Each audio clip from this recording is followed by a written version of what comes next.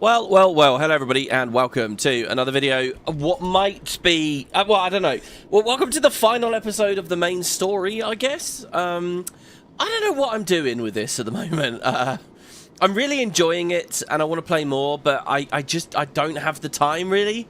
So there is the question of the post game. I guess what we'll do is we'll play through here. We'll see what we think as we go through. Today, we're going to be beating the end of the game. We're at Sin, inside Sin. We're at the Dream's End. We have Braska's final Aeon here. For these past 3 parts, I've kind of been in a pattern of reaching... In fact, the past 4 parts, starting with Unaleska, I've reached a boss, done like a couple of wipes on it, learnt a bit about it, and then we've ended the episode. I've learnt a bit more off stream, and then I've come back with hopefully a bit of a winning strat. We did that for Unaleska. The Sin episode, we had the arms and whatever, and we actually, we had a few more fights in there. But then we had the same for Seymour 4. Then we had the same, and now here we are. Sorry, we had the same for Overdrive Sin, and then Seymour 4. And now here we are. This is Braska's final Aeon. So the question on everyone's minds, I suppose, right now immediately is this, have I beaten it before? So with Seymour, I did beat it off camera, and then I came back and I showed you my strategy. For Braska, I have still never beaten Braska. I've never beaten him. However, I have... Sorry, I should say Jekt. I don't know. What do we call it? It was Braska's final Aeon, but the character's Jekt. I have, however, got him down to the last attack before he would die, before he petrified my final character, and it was over. So, I genuinely, I've got him below 10,000. It was the most ridiculous, like, if it had been streamed, it would have been the coolest shit ever, like, photo finish, ridiculous sort of ending. Okay, it probably would have been fun for you guys to watch. It was miserable for me. It was truly miserable, but, so I've learned a bit about it. I am sad to say there are 2 mechanics to the fight, well, 3 actually, that I've seen now that you don't get my blind reaction to. I was playing it basically this morning. This mod is a big time sink, guys. It's a very, very big time sink.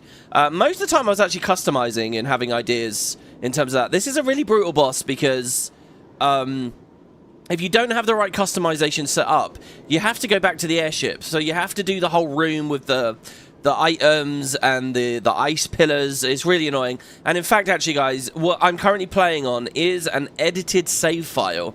This is edited by FFX editor because there was one piece of gear, just one slight thing that I wanted to tweak, and I really didn't want to go all the way back to the airship. So basically, it was... So I'll show you. It was some auto abilities on one item that I would rather have had on a different item. And I could have reloaded a save and gone back through and all that, but, so I actually used the save editor in the end. I only also have gone back through the Tower of the Dead twice. And both times I did it, I managed to avoid all encounters. Oh no, I think I fought a demonolith on one of them. But yeah, there's that extra, like, wriggle, and it's not really something the mod can fix, obviously. But yeah, so, Braska's final Aeon, let's talk strat. Let's talk how we deal with it, and we're kind of just jump straight in here. This episode will be a lot of mechanics, and then hopefully I beat the boss. And I think there is a bit of RNG here. I don't know whether we're going to one-shot it. There's a very good chance we might, but I don't know honestly. So we're gonna see what we can do with the boss, and then it's gonna be all story. The beautiful ending to the game. I love the ending of X. It's funny actually. I think after, like, mid-Calmlands, the story's, like, I don't know. There's been a lot of good story, to be fair. I think it's just there's so much mechanics in these later episodes. The story feels like it's withering away a bit. But we'll have these amazing... We'll have the big ending sequence. It's going to look a lot like Final Fantasy VI, which was a revelation to me this summer. And then we'll look at post-game stuff. And there are a lot more cutscenes for us to see as we just tour Spirit. So that's kind of my plan for today. And we'll play it by ear from there. So, Braska's final Aeon.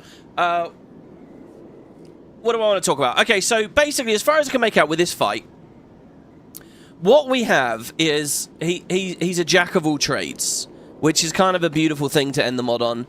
A lot of the time with the mod, there's not really been a big buildcraft element, but here there is. In the City of Dying Dreams, we got white magic spheres and black magic spheres, and we got that cool break damage limit weapon for Auron, obviously. We got agility spheres and MP. We got loads of random things, and we've got lots of different items for customizing at this point. We also could go off and do some of the post game and get stronger. I'm assuming that this is designed to be beaten right now, though. And Braska's Jekt is a jack of all trades, so you really need to cover a lot of defenses. He has really nasty magic. He has Faraga and Warturga. We've seen both of those, and they will, without any defenses, they will one-shot everyone. You put him out, if he casts Faraga, if you don't do anything, he's just going to kill you with one of those AoE black magics, and it could be one of two elements. So you have lots of ways of thinking about it. Do we use the nulls to protect ourselves from that? Do we use focus to protect ourselves from that? Do we use magic defense gear to protect ourselves from that? What do we want to do about the magic, right? That's one thing. He has really crazy physical AoE as well in his second phase, which I'll show. So he's got lots of physical damage as well. Same question, how do you want to deal with it? He has a huge range of stats. He has, you know, Petrify, he has Sleep, he has Poison, he has Silence, he has Darkness, he has he'll do everything to you. So it's a question of, like, worming your way through all of that. And he has this crazy overdrive mechanic as well, which puts you on a time limit, really. In vanilla, he is vulnerable to zombie, and he's vulnerable to zombie here as well. So there is kind of an idea where you zombie him, and then as far as I can make out, you throw all your elixirs and stuff, because you're not going to use the items ever again, right? So you can throw it, and I kind of like that for a final boss. Then you also have the pagodas to juggle, so there's a lot of different things. So I did a couple of runs. I would say I've done about 5 sincere attempts at this, by the way, including the ones you saw yesterday. I've done a lot of, like, very little ones where I've gone in and scanned, or I've seen whether he has a pattern or whether he counters or whatever. But yeah, I would say I've had 5 serious attempts at him. Oh god, I forgot what I was going to say. So basically, how do we deal with the mechanics? The first thing is the magic. So I tried to use nulls, and I found that nulls were really bad. So the way I'm thinking about this is in terms of turns, okay? Jekt is going to get a turn, and what I can do to defend against that is spend a turn on Yuna to defend, right? So he gets a turn, Yuna has to do something to counter him, right? So she's spending, but then she also has to cover, you know, she can get the front 3 people, but what about the other people? And on the second loop through, she's catching herself with a null, so it takes a lot. Because of the 7 party member thing, and because Yuna herself is always on the field. This is similar for Riku with her mixes. It's kind of really annoying. So basically what I realized with the nulls is they're not good enough. They're too many turns. It's double null on these guys, double null on these guys, and then refreshing every time. I didn't like the nulls. I wanted my time back. So the first thing I went for was I looked at the equipment we got from Seymour 4, I think it was. He gave us Tetra Elementals. Actually, maybe Overdrive Sin gave us Tetra Elementals.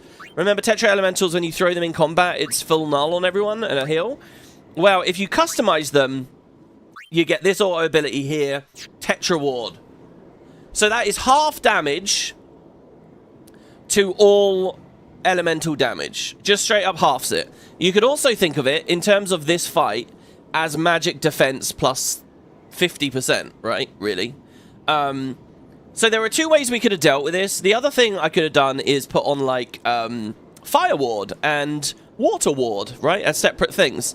We could do that, except the downside there is it's going to take 2 auto ability slots, and 2 auto ability slots is like I need more space for more auto abilities. What I'm looking for, right, my strategy here is to get auto abilities that save me turns. So for the price of a single slot, I can half the water and the fire damage in a single slot, rather than spending 2 slots. There are also the eaters as well. So anyway, so I can use Tetra Elementals for that. The way the mod is designed is you get 18, it costs 6 per character, so you can basically put it on 3 people. You can, 3 of your 7 can have this. Well, that's not quite good enough, because I need more than 3 people, really. So Yuna doesn't have it. But Yuna does have... oh, this is the thing that I edited. But Yuna, so Yuna can't get it because we already have 3. But Yuna can benefit in another way. So, oh no, here it is, the ring. So remember she got this alchemy ring, doubles her curatives. Well, check it out. I put Fire Eater and Water Eater on her. Her old armor, the armor we've used for all the other Seymour ones, the ones where she's immune to elements, you've seen it a bunch throughout the series. This one, that's Fire, Lightning, Ice proof. It's not waterproof. So this old thing that I have customized is not good for the final fight because water is not on it. Water was the one element I left myself vulnerable to, remember? So what I've done instead is I've made a new one, and I've just dumped them onto the alchemy ring. At the end of the day, guys, this is just for the purpose of beating Braska. We can use any items in any way we like. It doesn't matter. She has a final slot. I'm not really sure what I want to put onto that, to be honest. So there you go. So by doing Tetra Ward, just to be clear, with Tetra Ward, I can survive the spells. I can do nothing. And if Braska's final Aeon opens up with Waterger or Firaga, it's fine. We just survive. And I didn't have to spend any turns on it or anything. Then my game is to get Shell on everyone to half it further, and hopefully break Seymour as well to half it again. So we're going to go from getting one shot by about 5k damage to only taking a few hundred damage. It's going to be really good. The idea after that might be to put regen on or something, but well, we probably aren't going to have time for that. But anyway, so there you go. So Tetra Ward. That solves the magical part of the fight. What else has Walker got here? Well, he has magic counter, which I haven't really seen be proccing. That's just... This magic counter ball was one... Remember, he got a lot of OP gear. He also got this one with Poison Strike, which is also really exciting looking. But I'm not really getting it to proc on Braska much, so I don't know. I went with the magic counter instead. It seemed like it might be better in the long term. Anyway, so really, basically, I get 3 auto abilities to play with, right? Rin will sell you 3-slot gear. Right, 3 empty slots, or you can just grab something you've already got that has something, which is what I've done with Waka here. This was essentially 3-slot gear. It just came with magic counter on it already. So that's just like a little perk, the magic counter. So Tetra Ward, what else do I want? Well, I figure he does a huge range of condies, so I've gone with Auto Med. And not just Auto Med, and this is cheap, right? So Auto Med is customizable with remedies, and I can buy infinite amounts of remedies from Rin at the moment. You'll actually notice my gil is extremely low now. It's down to 600. That's partly because I bought a shit ton of remedies to put Auto Med on people. So Waka has Auto Med. Lulu has Auto Med, the bottom one down there. Tidus has Auto Med, as you'll see there. Yuna could get Auto Med. Should we put Auto Med on? No. I think there's something specific I need to put on that last one with Yuna. But so Auto Med. So when Waka gets blinded, he will immediately cure himself. When he gets silenced, he'll cure himself. But the most important part of that actually is the poison. Poison's pretty brutal. We could have done poison proof, I guess, as well. Depends on my items. I didn't really look. Auto Med. I think Auto Med's really nice, and it solves a lot of problems at once and saves us turns. We don't have to remedy anymore. We can save turns with Auto Med. So Tetra Ward saved me turns. Auto Med saved me turns. And finally, Jekt has this thing. Jekt Gaze? Or maybe it's just Jekt Shot? It's not Jekt Shot. I can't remember. He has some move, right? I think it's called Jekt Gaze. Where what he does is he poisons you. And, where he stones you. He petrifies you. Petrify is really bad. It's... In some ways, I mean, it's just as bad, really, as being knocked out in a lot of ways. Because when you throw that... So, if I get petrified, I can't auto-med myself. I'm petrified.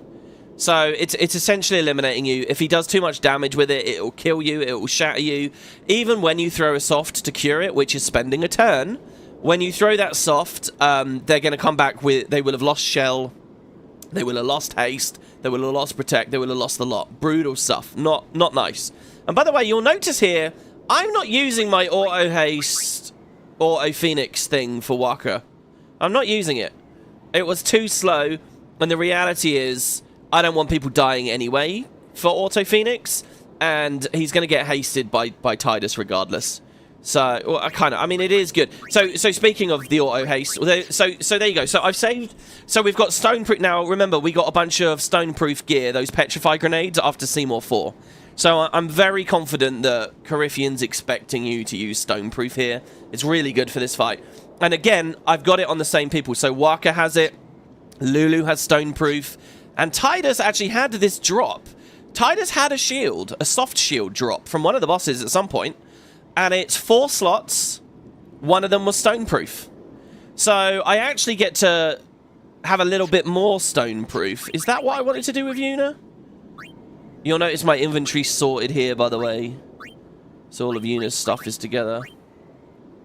I don't think I can do more stone proof. Yeah, I can't. We have 2 grenades. Did we throw grenades? I don't think we did. For what it's worth, Oren is also stone proof with his life preserver, but I'll get a little spoiler here, guys. We're not going to be using Oren much, I'm afraid.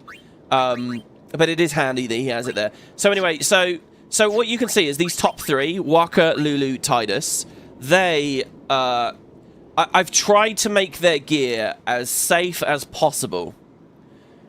For what it... Now, I don't know. If we went to kill Valafor, would we get access to 4-slot armor? I don't know. Maybe, and that might be something we look at later. But yeah, so just with those 3 slots, I've gone with Tetra Ward to deal with magic, Auto Med to deal with all the conditions coming in, and Stoneproof. Some things will still sneak through. Curse can sneak through, and that's bad. But we can Holy Water it manually. Slow can sneak through, and that's also bad. He'll put slow on you, and we just have to work around that. That's where like auto haste or SOS haste or something would be really good, but we don't have it. So if he slows us, and we will get slowed, it's pretty nasty. I need to track that. I just, you know, we only get so many slots, and that's... I think this is a very good idea for a final fight. Like, it's pressuring you in all angles. It's like, pick your poison, really. I mean, even just down to which pagoda do you leave up, it's a game of picking your poison, right? I think the fundamentals here are really, really fun. Anyway, so that's what I've gone with. The other thing that can suck is he does rip your MP as well. And MP is definitely something to juggle here, but I have a bit of a solution for that. So that's armor. There is a question. So Tidus had a free slot on his because he already came with Stoneproof. So I put magic defense plus 30 on that because I originally was just interested in dealing with the magic. So I put magic defense plus 30. I don't actually think that's a good idea. I think defense plus 30 is better. I think defense plus 30 is pretty epic. That might be what I put onto Una here. So Una is a bit different. Una is vulnerable to stone, and I don't have the resources to make her immune to it. There's no way I can stop it. So if she gets stoned, I lose. And that's what happened. That's what happened when the boss was under 10k. I was going to hit him for 9999, and I got stoned. Seriously. Also, I think Jekt's like abilities are a bit RNG. There's no specific pattern, I think. And I believe I remember from No Sphere Grid runs that there's RNG in it as well. And it always looked so miserable when I read people talking about that, but here we are. But yeah, so anyway, so I'd love her to be Stoneproof. Since she can't be, we'll put something else on that. Kamari we're not using. We're not even... It doesn't matter about AP. We're not using Kamari. Sorry. Oren we're barely using. Oren's going to come in for a clutch threaten. Shouldn't actually be on screen where there's only danger, really. Though the game does start with Oren there. So for his weapon, I wanted to try Sentinel again. I thought Sentinel would be good. And hey, let's go... So I bought this Kotetsu from Rin. No, not Rin. I went to Once in Makalania Woods. And Once is still selling the same shit he was selling on Gagazet. Which means... and in the Monster Arena, I guess, actually. Which means counterattack. Plus 2 slots. So...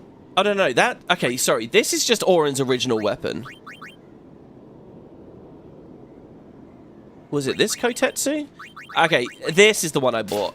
So I bought this Kotetsu here. Why is it called Fire Strike? Silent Strike? That's not right. That's not the right one. I don't know what I did. This is his first one, isn't it? So basically, I was thinking, okay, Oren has break damage limit. If I get a couple of cheers on him... And if he's using Sentinel with counterattacks, he can, in theory, get a shit ton of extra turns in, and he'll be doing over 10k. But unfortunately, I haven't really found a way to work that out. Because Braska's Final Aeon is kind of random, and because he uses special moves, and because he uses magic, Oren's just like, the Sentinel thing just, I don't know. And he's too slow. Maybe there's a strategy that uses Oren. I'm not using him. I'm really not. So, also, by the way, he gets break damage limit. I love the idea that he's really good for the pagodas, because the pagodas have 10k damage, 10k HP. So you need... No one can finish off a pagoda in one hit. No one, except Oren. But they're out of range. You can't attack with Oren. So... Pretty sad about that. So I haven't figured out what to do with Oren. He's not going to come into play in this fight. Maybe some of the other post-game fights. Riku has first strike here, but it doesn't matter because the opening lineup is fixed in this fight. It's always Tidus, Yuna, Auron. Tidus in the middle, Auron on the left, Yuna on the right. So this doesn't matter. And actually, guys, Riku's been insane through a lot of her time. We've spent a lot of time. Riku, I'm barely gonna touch in this one as well. Seriously. So mostly it comes down to Waka, because he's great at hitting pagodas and applying statuses. Lulu, because she is epic. Lulu is beyond epic here. I'll show you why. So for her weapon, she has half MP cost and the double magic boosters. I probably could have been smarter about that. Waka's weapon is epic, by the way. This blind pass, we've had this for like ages in the game. Ages and ages and ages. This is sleep proof and dark touch. That's an armor ability on a weapon. Remember, we've used this a bunch. This is really good in the last fight because another thing that Braska does is sleep. And if he ever aims Waka with the sleep, he's immune, which is so good. He basically... Sorry, it's the pagoda that does sleep. But it basically wastes its turn. It's so good. Sleep is like a less serious petrify. We have to spend a turn on the remedy, but at least people don't lose all of their buffs, right? But yeah, so... And also Dark Touch. Basically, here's my game plan. I'm using Tetra Ward to survive the elemental abilities, the magic abilities. And I'm using Dark to stop him from physically attacking us. For hurting us with physical stuff. So what I want to do is Dark Buster, and I want the Dark Buster to last 3 turns. So we need Dark Touch. Well, there you go. The ball gives it to us. The ball gives us Sleep Proof and Dark Touch at once. Amazing. That also means, though, Waka's not using his 4-on-1 for big damage or any of this other stuff. The Poison Strike thing we made. There's this all-rounder here as well, by the way, which maybe I could have, like, customized. No, but I can't move Sleep Proof around. So anyway, it's just very good. So that's his weapon. Tidus is on the Brotherhood. There's nothing to say. He's on the Brotherhood. Half MP cost is extremely good. First strike is extremely good. One of those 2 elements is good. And then, so yeah, Lulu, she has half MP cost, which is really important. The Sense Preserver is actually irrelevant because she has auto med anyway. So, but this is what I had, you know. We're not at the luxury to completely tweak everything. This is what we had. And then I put magic plus 20 and 30. Which actually, guys, the magic plus 20 and 30 there, I think is irrelevant. I don't think we need either of those. She could, in theory, do something else. I don't know. I wonder if we ever get 1 MP cost in this mod. But there you go. So that's everyone's gear. The other thing I want to show off is the sphere grid. Big deal with Lulu here. Very big deal. First, I gave her the agility sphere. She has the agility sphere already here. Now, what's also important here is I gave her the black magic sphere. We had 1 more black magic sphere, and with it, I taught her flare. Look at this flare down here at the bottom of the list. She has only 4 more black magic spells to learn. One of them's Ultimate, one of them's Osmose, one of them's Drain. What is the last one? I don't know.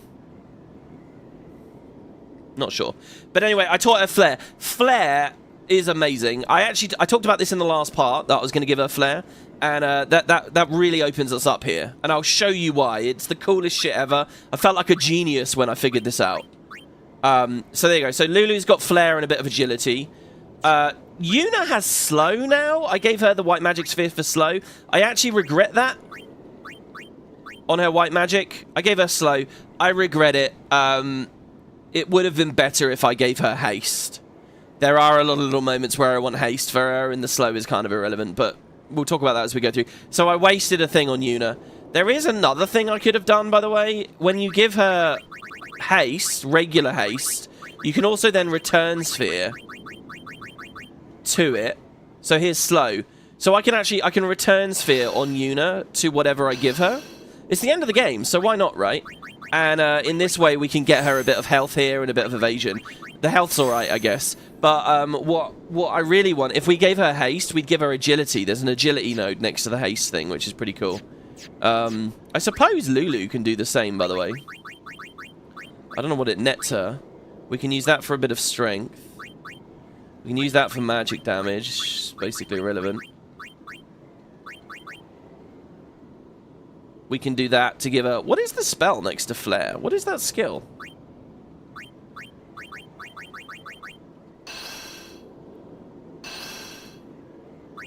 This is on Kamari's line. What is that? Entrust? Oh, it's Jinx. Weird. Alright, well, we can't do anything with Lulu there, really. So anyway, that's just kind of extra stuff. But the thing that I'm pointing out there is Lulu has Flare. Oh, and also, so Waka, I had an idea of full breaking with Waka, because Orin's so slow and he's a pain in the ass. So I gave Waka full break, but that was also a mistake, because he doesn't have the MP for it. At least at the start of the fight, he doesn't have the MP. So it might actually be good, and I'll show you why later. But I gave him full break. What's most important, though, is here I gave him zombie attack. So, he can apply zombie. And zombie is kind of how I'm going to hopefully deal with the end of the fight. And we'll deal with that in a second. So there you go. So that's my team. Basically, Automed and Tetra Ward. That's what I'm telling you the general plan is. So, finally, now I did write a note this morning. Yeah, hold on. So if I go to Yuna's thing, there's the ring. I wish I could make her petrify proof, but I don't think I can. Curse proof might also be nice on her, actually. And I'll tell you what, defense plus 30 might be nice on her. But I've been giving her auto med. So I'm going to stick with auto med. What that means is she'll cure silence off of herself. She'll cure poison off of herself. I don't think they actually cure slow off of themselves with a remedy, which is a bit of a shame. They might. I don't think they do. So there you go. So she gets the curative ring. The other thing to do here is to swap Yuna's weapon to the double overdrive. We will need to summon in this fight, so I need her to start with double overdrive. And then finally, what might make things a little bit easier for us here, this is a bit excessive here, but the lunar curtains. We're going to grab these, and we're going to throw these to the top, or nearer to the top. Okay, so there you go. Formation doesn't matter. Nothing matters, because it's fixed anyway. So let's run on in. Let's see Braska's final Aeon. And there is no guarantee I'm going to get this, guys. There's no guarantee. There is RNG. I feel like I've got a bit of a grip on the fight. So this is the poll for all polls, I suppose. Again, I've never actually beaten him. I have some ideas about what I should do slightly differently. But there is an RNG element here, I think. So let's see what we got. And hello to everybody in the live chat. Sorry, I've not been very conversational there. Just running through the builds. I'm planning an assassination on Jack. No. This is barely going to squeeze us through, I think. Barely. I'm going to tell me you mapped out Jack's schedule and where we'll be at any time. Yeah, he's standing here. Over what should be his faith statue.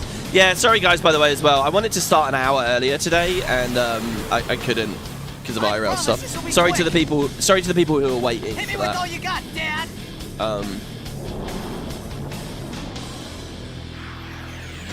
Okay. So, the first thing to note about the fight is they get turns quick, really fast. If we didn't have the Brotherhood, already they'd be getting goes. And look, Yuna can Orin cannot keep up for fucking ages. Monster A is going to get 2 turns before Orin even gets a single one. So here's how I've been opening. I was playing with slow and stuff. Here's how I've been playing. Haste gets Yuna in. And that hits all of us, obviously. I'm swapping immediately to Lulu. Now, I've got the coolest fucking strat here, guys. Remember how I said no one could one-shot the pagodas? Lulu can, through double cast. So I know what you're thinking, okay, yeah, alright, so double cast like Thundaga on it, alright, fine. Well, then it revives with slightly more health, and she probably won't get it the next time. So now we need 3 attacks on a pagoda. And then it dies, and then we need 4 attacks. Okay, so hold on. So we'll do like Thundaga to kill the first one. Then we'll do Thundaga Flare to kill the next one. Then we'll do Flare to kill the next one. And that's enough, right? We'll be okay. I don't know, though. You're running out of time, right? What if I told you we can solve that problem of ever ramping damage and beat the fuck out of Jekt at the same time? This is amazing, okay? I was so... This is my eureka moment. We are going to double cast Demi, doing 9999 to eject, and lowering their health a bit. And now we're going to flare one of the pagodas. I'm going to pick the Synergist pagoda. So just let's linger for a second on the health. What's really amazing about Demi Flare is we're going to kill the pagoda. It will come back at about the health that Demi Flare did, right? Hold on. If I Demi Flare her again, Demi is HP proportional. So whatever extra hit points he got, the next Demi will shave off. Lulu can not only two-shot a pagoda, she can infinitely two-shot a pagoda while DPS inject. Okay, I say infinite. At a certain point, Demi will hit damage cap, 9999, and then we're fucked. And in fact, I think it happens a little bit earlier than that. But yeah, Demi Flare. So, Demi Thundaga or Blizzaga or whatever is not enough. She's even with the magic booster things I gave her, it's not enough, I'm afraid. So we do have to be doing Flare, which sucks because the MP is so much more. I was really excited about getting these. Like, maybe if you squeeze in a focus turn first. I don't think that is a thing. No, it's not. So, we're close. If she had just a bit more damage, we probably could Demi and then these, and it would make the fight a lot easier. If you go off and kill Valifor or something, you get a more magic damage, I think the fight would go much, much better. I'm reliant on Flare here, though, so we've got MP issues we have to deal with later. But yeah, Demi and then Flare. She can just always... We can always sub Lulu in to just kill a pagoda. It's amazing. And we can always trust she'll get it, because Demi keeps... As it scales, Demi scales. Perfect. Now, we have the Synergist and the Saboteur pagoda. My belief... I've not done this that much, alright? I don't know for sure. My belief is that the Saboteur is much better because we can use Auto Med. Basically, right? Everything the Saboteur does, Auto Med helps with, except, like, slow, really. So Auto Med can kind of help there. The Synergist will cleanse Braska, will make Braska immune to Threaten, will make Braska immune to Silence. I don't think Dark. This thing's horrible. It will put Mighty Guard on him. I feel like there's a very big difference between the two. So I'm going to keep the Synergist pagoda dead. And so even though this one's going to go next, the Saboteur is the one that gets the first turn, you might be tempted to just kill the Saboteur first.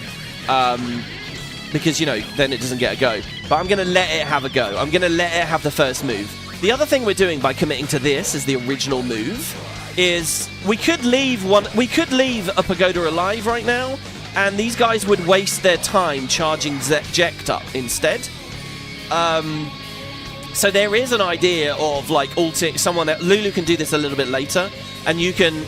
Like, this Saboteur... I'm pointing at my monitor like you guys can see. This Saboteur will just power up Jekt if both are alive. If it's the only one standing, it will start hitting us. So by nuking this one at the start, I'm actually getting myself attacked here by this one, because it gets the next go. So there is some intrigue to this move here in this part of the opener. But I'm just going to play into it. I'm going to let it sabotage me. I did try playing around with this once, like going to Waka first and putting a stat on Braska. On Jekt, but it then just gets immediately cleansed. So you'd be spending this turn on some kind of defensive, or like I say, like a focus, but I think it's a bad idea. I don't want to get him too much overdrive anyway, so we are going to Demi Flare. So what we've done is we've hasted, swapped for Lulu, Demi Flare. So you look there, the Demi does 3,750. Flare does 8,000. Again, unfortunately, the Gurs are a bit too low. They're like only 5.5. They're just underneath what they need to be. It is a real shame. I think there is a way of doing this with focus. So we leave the Saboteur up, and it gets an offensive go instead of charging, and it's going to pick someone. Best target probably is Orin, to be honest. But there we go. Okay, so now I'm going to swap to Waka, and I'm going to Dark Buster. And remember, he has Dark Touch, so this will last 3 turns. The Synergist is dead, so it's not going to be cured. So now it's random. Jekt could do any number of things now. He could do a physical move, in which case he's blind and we're safe. Or he can throw the magic at us. But we're also safe because, look, my 3 players have Tetra Ward on them. So we cannot die here. He can't do anything. So Jekt Beam, this is the worst he could have done. That's the Petrify one. I think that's Petrify, Slow, and Silence. Yeah, see, there's Slow. And now, but here's the thing, we just swapped Waka in, and Lulu in, and they weren't on the front line a minute ago, so they never had haste. So we're just going to fix that straight away.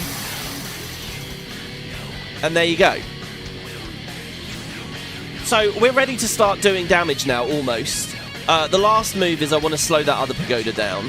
And I'd rather do it now, I think. So we're going to swap Yuna in. And she does have slow. This is where, like, it's a little bit handy that she has slow, but this could have been a Riku turn. Riku's pretty quick.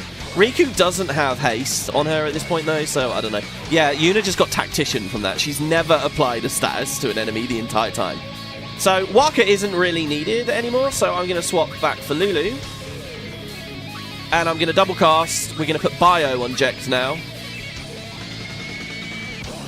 And we're going to Demi. Now, you'll notice what this is doing as well, is this is actually cleaving the other pagoda. So when things get hairy, it will be one-tappable. I can just hit it. You could probably even lance it, to be honest. Okay, Sleep, that's pretty bad. That's unfortunate. That is quite unfortunate. What I'm going to do here is I'm going to bring Auron in, and I'm going to go for the full break right now. Actually, I did this without breaking him at all before. So I'm going to try not to, actually. So we could leave Tidus asleep. I don't know what he's going to do. I don't know if there's any pattern or anything.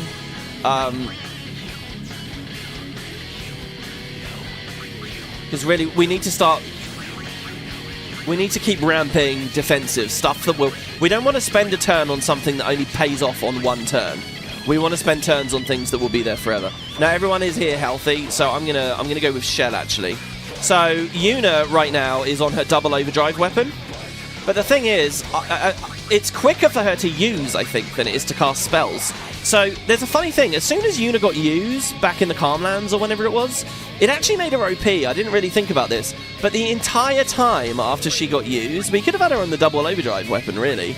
Because, you know, we would just throw items instead. But then I didn't know if I was going to run out of items. And it might have increased their MP costs out of battle. I don't know. Anyway, I'm going to put... Oh, fuck.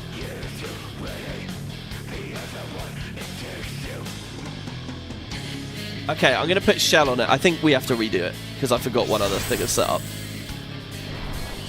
So this is perfect. When he got to... Yeah, I fucked up. See, this is annoying. This isn't the fight. This isn't a skill issue. It's a fucking menuing issue. Oh my god. Why didn't I have it written down? Why didn't I write it down? That was not necessarily 100% loss, but it was... Oh, man. We had a good explanation going there. See, this is where a normal video, I could edit it. So here we go. Obviously, we'll get back in there in a sec. That was only like a couple of turns into the fight. Most of that was just explanation. Okay, so what we do is we go to Yuna, we give her the ring, we give her the double overdrive weapon, we customize the ring to have auto meds. I'm not going to do the sphere grid stuff. There really wasn't any need to, anyway. What I forgot to do, guys, here was this. Overdrives. Everyone's on Rook still from the Seymour fight. We don't want them on Rook. We want them on Comrade. In fact, to tell you the truth, we don't even really want Comrade. Because Yuna has the Eaters, so Comrade doesn't proc for anyone who's an ally to her when she's getting hit. But Yuna needs to be on Comrade. There we go. I forgot to put him on Comrade, for fuck's sake. All right, here we go. This will only take a couple of seconds to get exactly back to where we were. I mean, seriously, we played like 3 turns. This one doesn't count. Yeah, that doesn't count, guys. That doesn't count. Don't worry to the doubters and the believers. That doesn't count. Is Dreams Anakin a place where you are now? I don't know where we are right now. I have no idea. They make the... Do you know what I think cynically happened with this? I think the game's a bit plot holey and a bit poorly told. So they made the end kind of wacky so it resists tangible scrutiny. and that's why you get this. Either that, or it's just something about anime, Japanese storytelling, and... So here we go. So look, here's a nice, quick version of it. We're going to haste. We're going to go to Lulu. Now, what's really important here is we do Lulu before Waka. We're going to Demi, and we're going to Flare. And hopefully you remember the explanations for why I'm doing all of that. Now, the reason we do Lulu before Waka is because if we go Waka first, the Pagodas will be alive. They'll cleanse whatever he does. It's a wasted turn. Me discovering that would be an example of one of the little things. So here's a Pharaoh's Curse. It's usually best on Orin, I think, personally. I like it on Orin. He does end up poisoned, but it's alright. So then we go to Waka. And we Darkbuster. See, this could be anything. So it's checked Beam again. And it's on Waka again. Look how slow he is with the auto remedy there. This is exact same as last time. So I'm going to re-up haste. You'll notice that Tidus's MP is getting a bit low here. So then we go to Yuna. And I am just going to try and survive against this thing. We're going to slow that. She learns Tactician.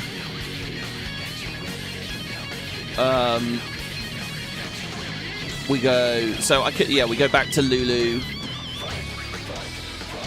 I could take the damage. And the bio. There we go. Odyssey, what was that? 40 seconds? Am I on Twitch also? No. This is on YouTube, that's it. I haven't been on Twitch for a while. Okay, so sleep this time.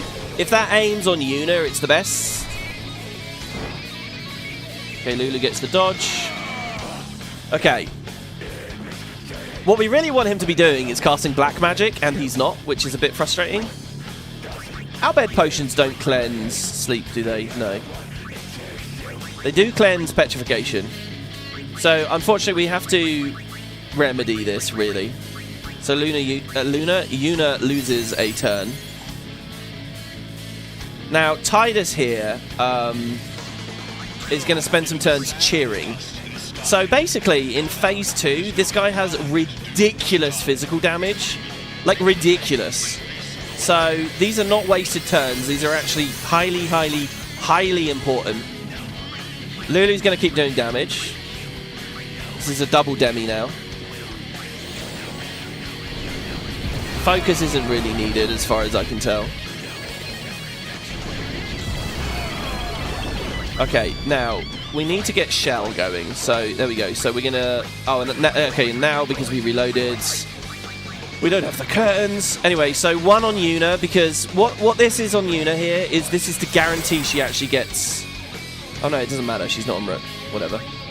So that thing's back now, right? The Pagoda is back. Usually Lulu gets a go before it does. She does. That's cool. So I'm just going to cheer again. Here, Lulu has higher native magic defense, so I'm going to throw the next shell onto Tidus.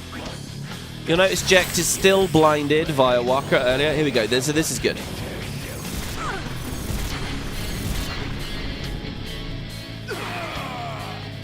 Did I not swap Yuna's weapon? That was not enough charging. She needs a lot more charging than that.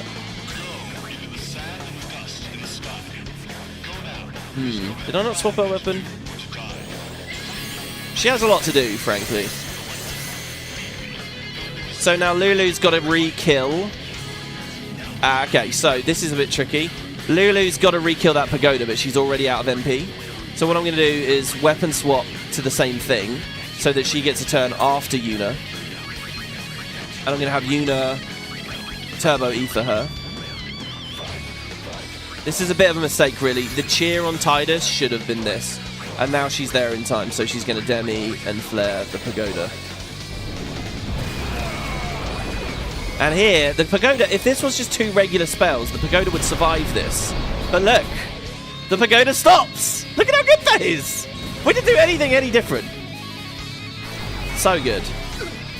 Pharaoh's Curse on Tidus. Look at that. Silence, Dark, Poison, Auto Med. Solves it all. I'm going to cheer again, I guess.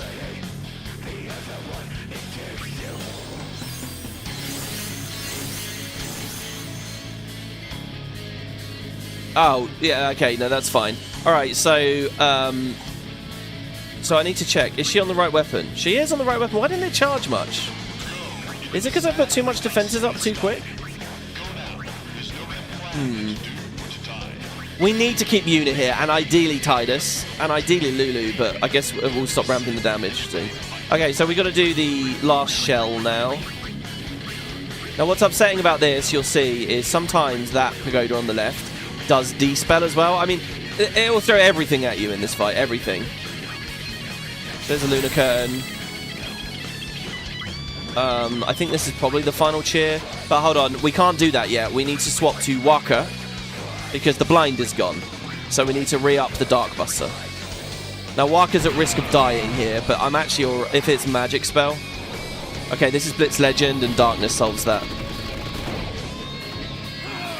This is some of the RNG that I was talking about. What we don't want to happen here is for too many turns in which Yuna doesn't get to charge Overdrive. She needs to charge Overdrive. Okay, so what I'm going to do now that Waka and Lulu are on screen is I'm going to throw a Mana Tonic. This doubles everyone's max MP. Really important for both of them, really. It might even enable Waka to do a full break later. So next time they Elixir for MP or whatever, they'll do quite well out of that. So then Lulu's going to do 2 demis again.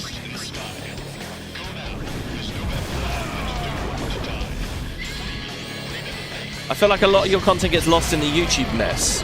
Why don't you do Twitch? Is it in the TOS? It is in the TOS. In terms of like, okay, they changed it recently, but you can't put VODs and stuff. I don't know, they're really annoying about it. And by the way, I wouldn't argue there's much mess. It's just a single tab. You just click my channel and then live. There you go. Is that complicated? See, the other choice for Yuna here is to give her... This is getting bad, guys. The other choice for Yuna is to give her... healer, maybe? So that when she's Mega Potioning like this, she might charge a lot. Double Overdrive Mega Potions.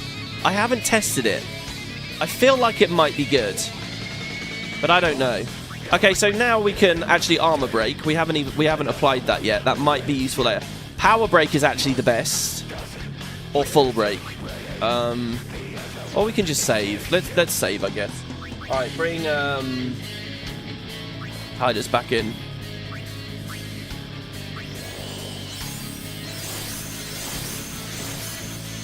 We've got to watch if Yuna at any point gets Holy Watered or whatever. You notice how many turns we're getting here, by the way. So we're on to Light Curtains now. So Shell and Haste is on everyone. We want Protect on everyone. And this is basically a loss if I don't. So there's the last 2 demis for this MP pool. But the next Elixir, and remember, we're free to throw Elixirs. Oh, okay, actually, I've given him his Overdrive. Did I just wipe? Did I just fuck up the turn order there? Okay, no, we can talk. Okay, so now we talk. Jake's actually going to skip this turn. I won't lose! As he loses his Overdrive. I have had a run where I got there and I hadn't fully set it up. Okay, so now I think that was a full D-spell on Yuna, which is pretty brutal. So we're going to have to re-up everything on her. See that there? It's a full D-spell. So we will...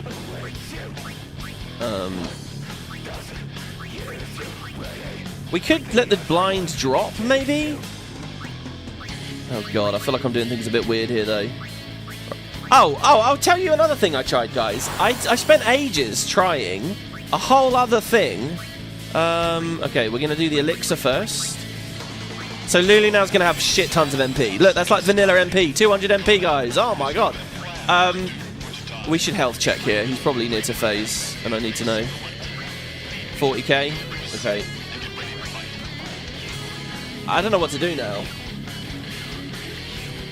I've got to give Yuna Overdrive, and he's cast like 1 round of magic. That's it, 1 round.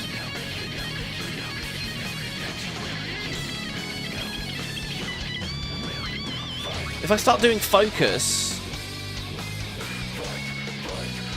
This is really bad. I really need... Can I attack my own guys? But that would kill them. I don't want to do that.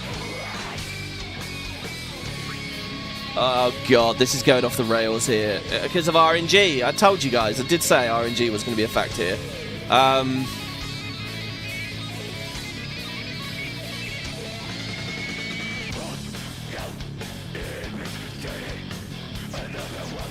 I guess I'll take my foot off the gas for a second here. We'll give Titus's MP back. Oh, what? He didn't receive the mana tonic. Oh, fuck. See, now... Oh, no, that's fine.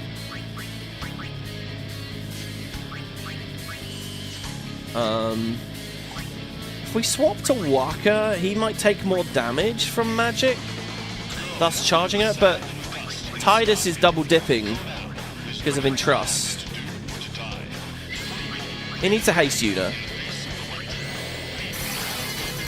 So we haste Yuna, and then we shell Yuna. At this point, usually she has an overdrive. Okay, finally there's a spell. Why isn't Titus charging? She's barely charging.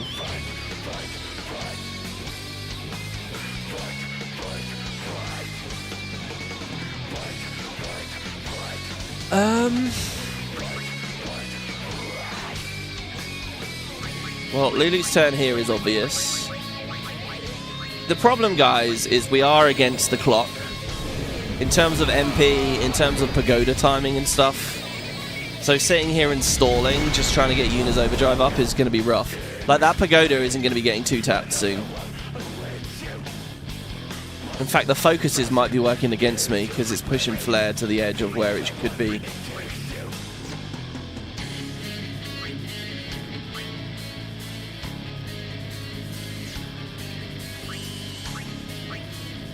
What if I throw a water gem on myself? That doesn't work.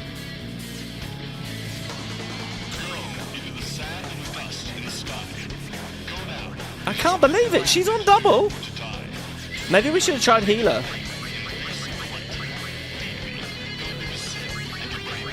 Okay, I can sit here pissing about trying this, or we can just barrel through. What's her last thing? She needs protect, right? Okay, here, I got an idea. He might try... I got an idea. He might try, a physical move here. I'm going to let him... I'm going to cheer just to be completely safe here. I'm going to let him, like, use that Blitzball ability. So Lulu needs protect it. This is perfect right now. This is how we want to phase. But we want...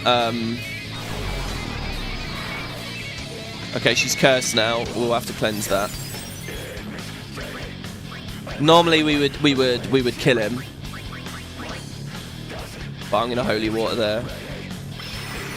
She needs it. Okay, Blitz Legend. I'm hoping we don't die, and I'm hoping... Okay, perfect. Perfect. Oh, maybe perfect? Jesus, is it enough? It's not enough, is it? I can tell already it's not enough. Go on. Ah, fuck. Ah, we have to give him another turn now. Oh, dear. Okay, maybe it's alright. Okay, hold on. So, we're going to Albed Potion.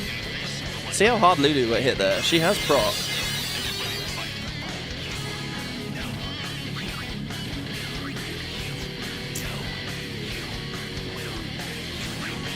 What's his health at? Because that poison's still ticking away there. 27k.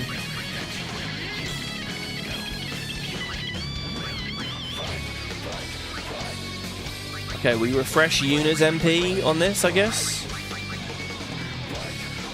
With a Turbo Ether, not elixirs. So Yuna's now got shit tons as well. I might use... this is weird. There's just a bunch of free turns here. I've never really experienced this. They are essentially free turns. I guess I'll reflex. And then I guess I will cheer again. I don't know. Surely we can just have Waka throw the ball at Titus, and that would tick her up, right? Surely we could do that.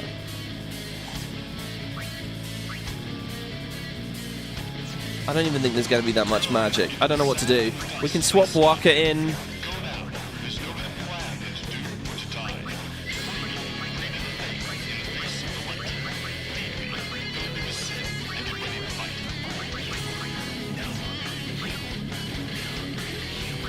To receive some buffs and then leave, maybe? I guess we try that.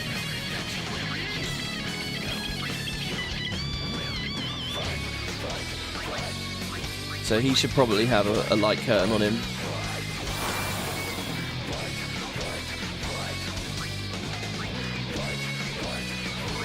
And cheering on him once. And bring Lulu back. And defend. Hopefully, okay, okay, good. Alright, we're good. Okay. Now, hopefully that pagoda turns back on. I don't know what causes them to turn off or on, but we want Yuna here with an overdrive, for reasons you'll see in a second. Let's check his health. Usually she'd get that a lot quicker. We might be able to squeeze through this. Okay, so, once you've got Yuna her overdrive, you want to phase the boss, really. What we can also do here is kill that pagoda on the left with Waka.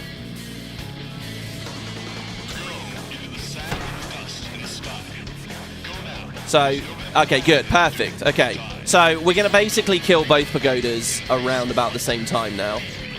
Tidus is going to hit Braska to get a bit of damage going. We're going to double cast.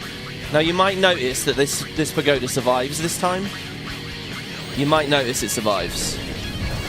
Because the flare, I think because of the focuses and all of that. If it survives, it's a real wrinkle. We're going to have to do it. Yeah, it survived. Okay, so... So what we're going to do is bring Yuna in and weapon swap. She's going after the boss. That's annoying. Tidus, are you quicker than Yuna?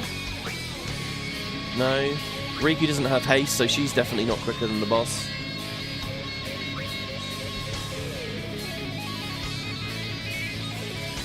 Let's bring Kamari in here.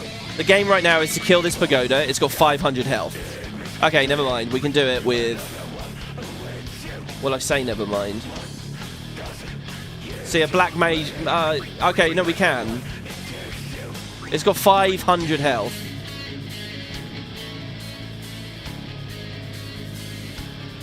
Wait, and what's Braska on?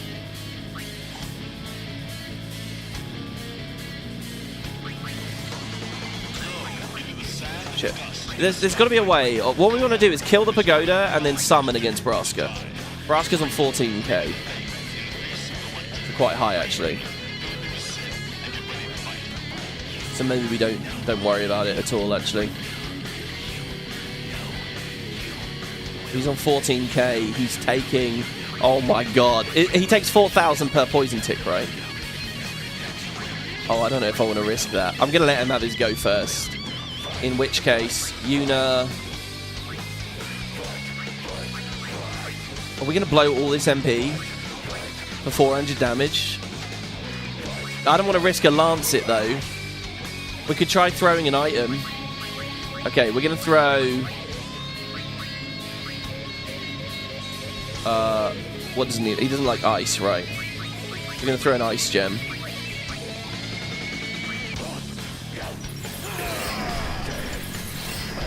She needs 2 rolls on the pagoda. 2! Give me another roll! Okay, thank God for that. Jesus Christ. Oh my god. Okay. And now we can Dark Bust. Will he phase? He will phase. I can't risk that either. We're just going to have to eat the hit here. I'm going to bring Tidus in and defend. Hopefully he does magic. Okay. I think that puts some nasty stuff on him. I'm not sure. Okay, well, there's the eye drops. All right.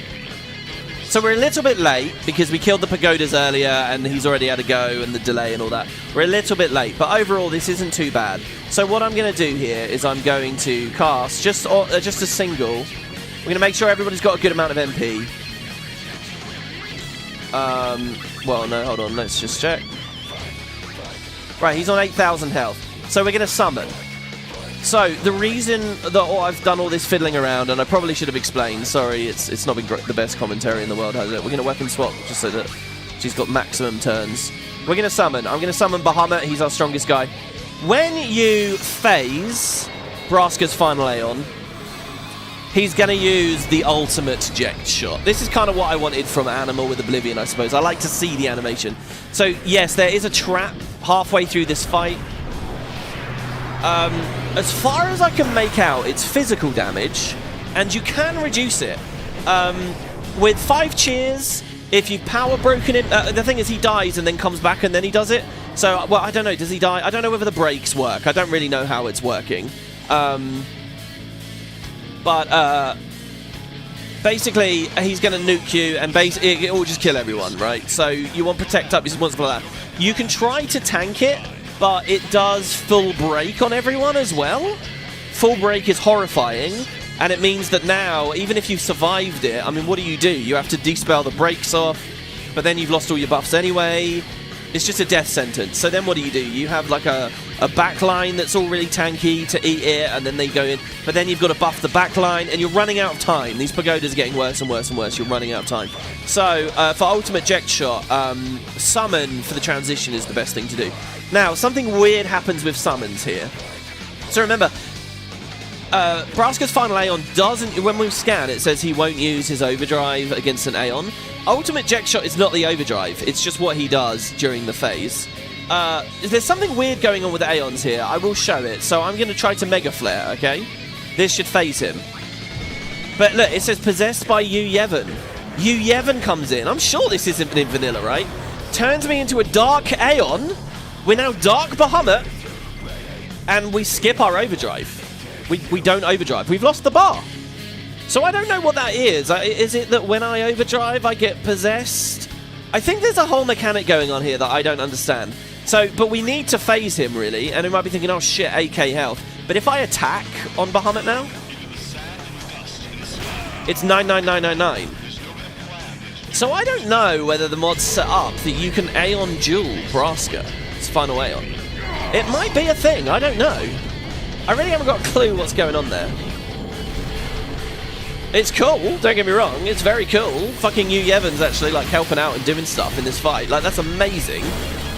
And I was like, whoa, what? I'm sorry that I'm not experiencing this for the first time here on stream. I saw it this morning, guys. But yeah, so, and then I lost my overdrive and I was really scared. But it works out anyway. I don't know whether Bahamut's just doing that damage because of Yuna at the moment or because it was possessed or what. I don't know. But so here you go, here's ultimate eject shot. This thing looks amazing. Really interesting animation. I love that we get to see it. This is Final Fantasy X's Nova, if you will, you know, or Supernova, I should say. He throws a fucking comet at us. Boom. And so this is full break. Look, it even has like the Oblivion effect at the end. That's full break, but Bahamut's immune. And you'll notice Bahamut only took 600 damage. I'm telling you, that like wipes our team. So, if we gave Bahamut, like, cures and regen and stuff, I don't know, can he duel? The problem is, right, the pagodas are going to come back in a second. Like, if I go for another attack here now, so here's the new phase. He's got 250,000 health again. I think that's the same amount of health as he had for phase 1. He's back, basically. And he gets a new ability because he's got the sword. We'll talk about the sword in a second. So, So I like the idea of Aeon dueling, but the pagodas are going to turn back on. I mean, Yu Yevon's in the pagodas, isn't it? So maybe it shouldn't be able to do that. And then they're just going to power him up, and then he's going to get his overdrives. I don't know whether he can eject the Aeon. Can he just grab Bahamut in his hand and crush him and eject him? I would love to see that animation. I would love to see Bahamut, Dark Bahamut, getting picked up by Braska's final Aeon. Like, that shit's epic. If this was FF16, that's what the whole game would be about. But I'm not going to take the risk. I don't know. So what I'm going to do, actually, for the first time in the whole playthrough, is I'm going to immediately dismiss. So you'll notice I've set all this up, right? We kill the pagodas before phasing with an Aeon. That's the whole story. And I've done that so that we have time to deal with the pagodas again. So our team runs back in. We have all of our buffs. We don't have break on us. not having break is really important. The armor break especially is like a death sentence. So, now we just kill the fucker. So, well, in theory. So what I'm going to do is I'm going to bio, and I'm going to demi. And the other pagoda might start moving after this turn. But Lulu's going to get another go to deal with it. Yeah, there it is, see? And she's going to deal with it. What we can also do... Oh, okay, but she can't fully deal with it anymore. So we have to bring Waka in. And Waka is going to throw a ball at it, because she needs the added pressure now. This might not even deal with it, with Waka. Ideally, he does it after the demi. Oh, so annoying.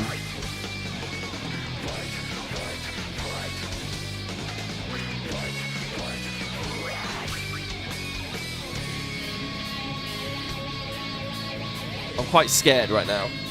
I'm wondering if we... I mean, we can't let it cleanse. I wanted this to be a turn for full break, by the way. Hopefully he gets a crit. There's no such thing as just like power attack, right? Like, I feel like that would be a cool thing. Alright, he didn't get a crit. See, the demi is going to be lower. I don't know how this works out mathematically. Mind you, that's only the... it's the Saboteur is going next, not the Synergist. So actually... Is it going to stop? It does stop. Excellent. Okay, sleep. A Waka is the best target for this. Perfect. That's the sleep ball right there. Perfect. And now, what we need to make sure that Waka, because Waka's out, and this is some scary shit here. We need to make sure that he has Protect on him. He has Protect and Haste, but no Shell. So I guess we'll shell him.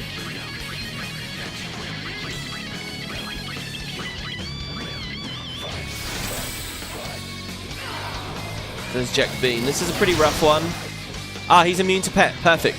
I feel like that always goes on Yuna. Always, always, always. That's actually really good RNG there, that he got that. He's got slow on him now. I think I go for full break anyway. No, we don't have the MP. See, so Auron can full break, and he can threaten. He can actually do both as well, just. He has just enough MP for both. I feel like full break is really good here. The problem is getting him off screen again. It is pretty annoying once he's out. I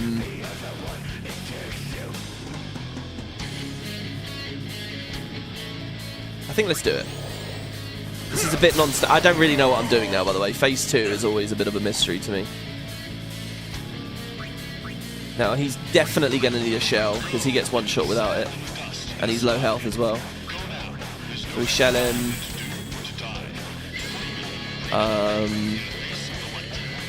Damage turn for Lulu, maybe?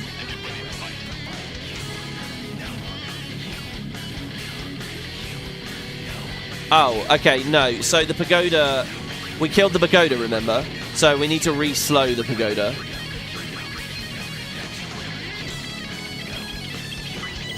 Now, I maybe didn't need to do that. That might have been a total waste. I'm completely open to the idea that it was. Okay, and then what I'm going to do is I'm going to X-Potion Auron so that he's nice and healthy. With Shell, he should be right. We're going to see something big here from the main boss. Here's Pharaoh's Curse. That's okay. Automed. Look at how good Automed is in this fight. Look at this shit. Oh, okay. So we should be alright because we shelled Auron. Look at that. 400. She eats it. He takes 1,300. Okay. So, look. Braska has a move at the moment. Sorry, Jecht has a move. Why do I keep fucking that up? He has a... The boss has a move. That sweeps us with the sword. And it does really heavy physical damage. That's what all the cheers were for preventing earlier. So, one final thing we can do now at the end is zombie attack him. Now, by zombieing him, we have two really slow players on the field. Tidus needs to haste Waka on one of these turns. And Torque on the other one. So this is our second Torque. Auron can leave, and we'll just hold him. We can save him for a threaten later. That doesn't matter. We can threaten later. So we're going to double Demi again. We're going to start watching our MP again. But it's okay, we have elixirs. There's Demi, there's Demi. And now we talk. Don't want to miss that. So that's 2 talks now. You won't beat me this time. We can no longer talk. So it's a race now in multiple ways. That right pagoda is getting really annoying. First of all, this is why if Yuna had her overdrive a bit quicker earlier, we would have been slightly ahead. We'd be like a cycle ahead. So the right pagoda, we have to kill, really. So Yuna's going to come in, I think, here. And we're going to weapon swap to our half MP cost. It's not fast enough. Alright, she's got 300 MP. Fuck it. So she's going to flare it. Yuna's going to flare it. Waka's going to attack it. And then Lulu's going to do her spells. And that should... Lulu might even double flare. Does she have the MP for double flare? I don't think she does. What's better here? I mean, it's not going to get a go. Oh, God. All 3 of them are going to get a go here. Together. We cannot have that pagoda up. That's the big, big issue here. Because it's going to cleanse Braska of everything.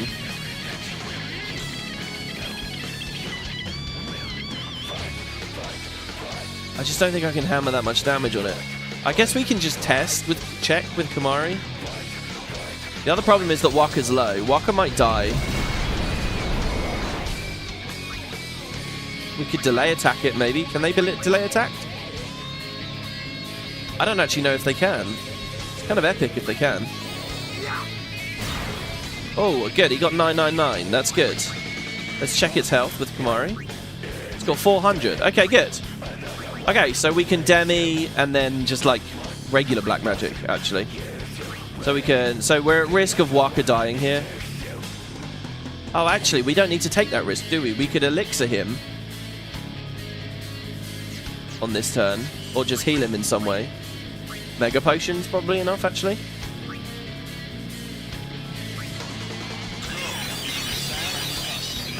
There's no dark attack up. Oh, fuck! I forgot, they're both alive, so they've just cleansed him anyway. Shit. I forgot about that. I forgot if they're both alive, they'll cleanse him. Oh, okay, so we're going to do... Shit, that's really annoying. Waka may be dead then. We'll keep rolling with the punches, guys, it's fine. I'm not going to gamble that much MP. Let's throw a Blizzara on it. We had poison, we had zombie, we had full break on him. So Eject Beam, that's fine. He's not doing it. He's not doing it. Okay, so there you go. That on Yuna is awful. She's lost everything now. But it was going to happen, right? I mean, this is the thing. I would give her Petrify Proof if I could. I don't have the resources. I just don't. So we're going to soft her.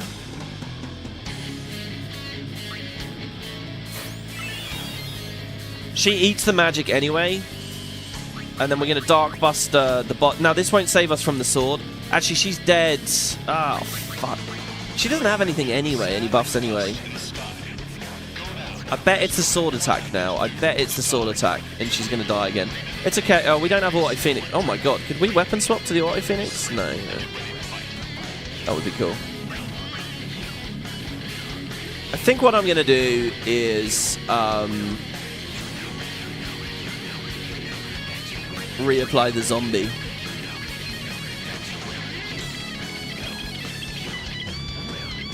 Well, hold on. There's one other play that we might have. The other play might be to bring Tidus in and haste her. Ah! Excellent. Excellent. And then we bring Waka in. We'll deal with her in a minute.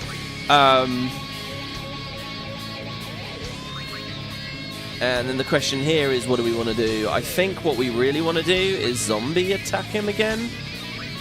Because if it's the sword sweep, and it's got to be soon, right? It specifically can't be blinded. He already told us it can't be blinded. So let's get that back on. Here it is. Now, there, you just saw I took fucking ridiculous damage there. And that was with people cheered and protected and everything. Obscene. Oh my god, we have Demi Fury now, by the way. Holy shit, I haven't seen this. I've never Demi Fury. It will be really nice as well, because he's still got 160,000 health. Let's see, if we get 10 Demi Furies... Can we get 6 Demi Furies? I have to get more than 2 for it to be better than double cast, but the MP savings are good. Jesus, look at the delay though. She's not going to get a go for ages. I would say you save it as a finisher then, but...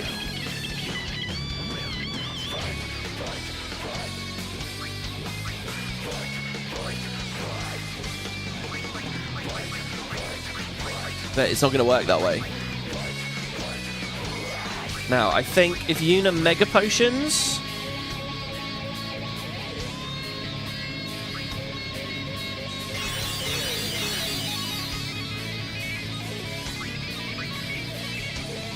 We're all at max health now. See here, like, Tidus doesn't have haste, I don't think. Or does he? He looks slow. Right, we gotta get more defenses up. So Yuna needs protect. The fucking pagoda's coming back in a second, by the way. Okay, so there's another thing, by the way, that we can do. We can swap the pagoda. We can say phase 1 is the like buffing pagoda. Now that the pagoda is too tanky, we can swap to the other one. But the synergist will cleanse anyway. So like, what's the point?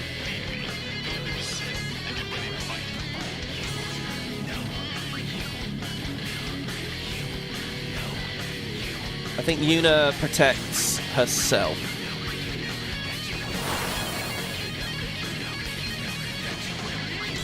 And Tidus...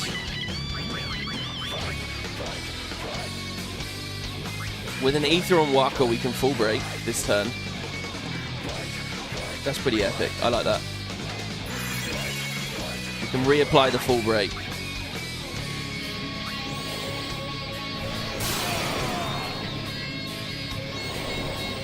Okay, good.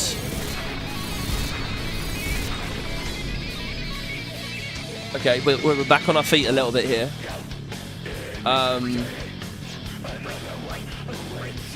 We need protect on Tidus though, and we need haste on Tidus at some point. So we can protect Tidus. Ah, I've got an idea. Demi Fury now helps us deal with the pagoda. Here we go, Demi Fury. 2, 3, 4. Oh my god, we got 6. Holy shit. Holy shit. 60,000 damage from Lulu. Basically. I mean, yeah, she's shrinking a bit here. Okay, good. Now anyone should be able to finish. Yuna can finish the right pagoda. Tidus, still no haste for Tidus. Wow, that was really good. Look at what a monster Lulu is here. We're actually going to get 2 goes? I think this is the right way to go about it, though.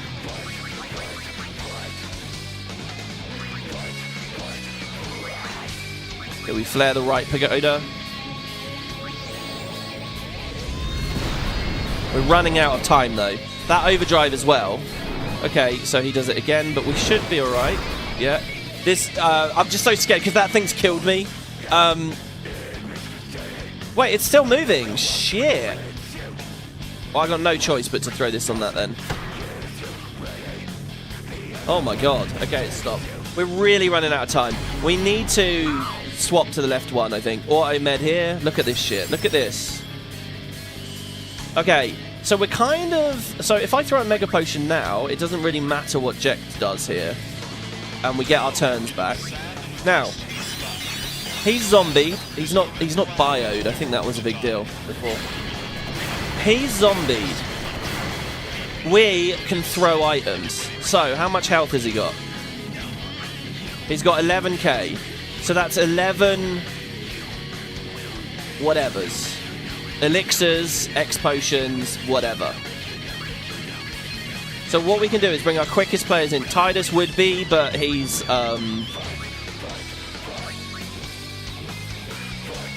but he doesn't have haste. So what we'll do is I think we start bombing damage like right now. Explosion. And look at it. So when that overdrive fills, which it will for his next turn, he's going to eject one of us. That's 3.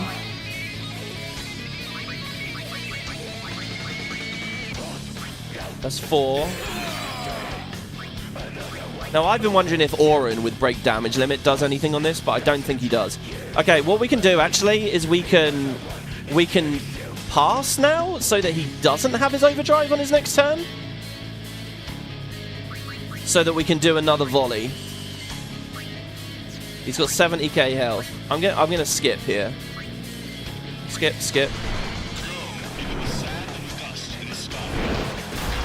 And I skipped using defend. So he has his overdrive now, but he doesn't get a go for a while. So we keep throwing. This is so cool. It's like a finisher, right? I think we might have this. Look at this. So the items do matter. Oh, shit. Sleep. Yes, it went on Walker. Nice. How much health's he got? We can throw 2 more. Maybe a double cast flare from Lulu can squeeze out. He still has 40k. Fucking hell. When that pagoda comes back, it's bad. 30k. She actually can't do anything else.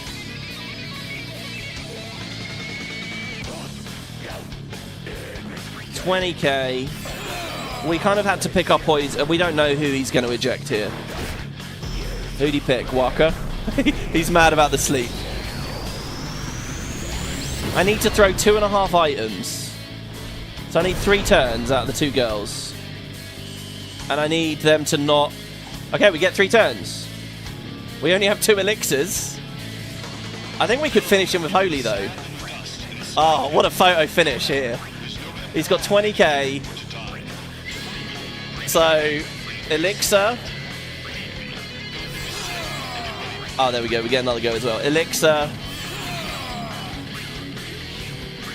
And now we're out of elixirs. But he has 800 health. So we win with Lancet from Kamari. Get him, Kamari! No, I'm not going to. Do you know what? An attack from Kamari might... Do we trust Kamari? I'm going to go for it. He is weak to ice. Go on, Kamari. Win the game. Win the game. Oh, get in there, my son. Wouldn't double cast on Lily be better than X Potion? Only if she had the MP, which she doesn't. No, I'm not trusting Lancet. There's no way. I'm not going to Lancet. No way.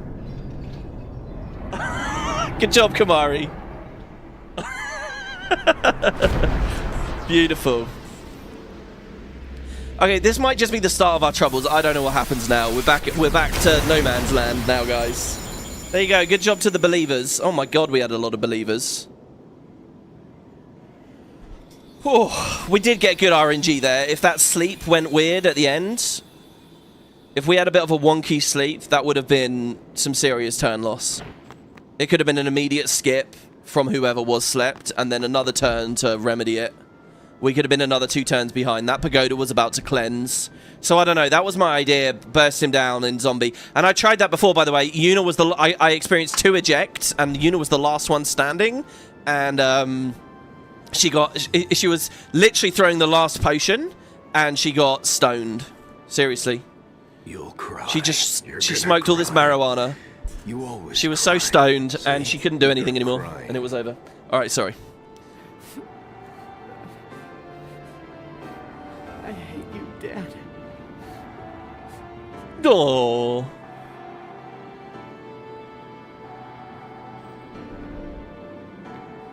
Save it for later. Right. We've got a job to do, don't we? Good. That's right. You are my son, after all. You know, for the first time, I'm glad to have you as my father. So, Jack, I should... No! Yuna!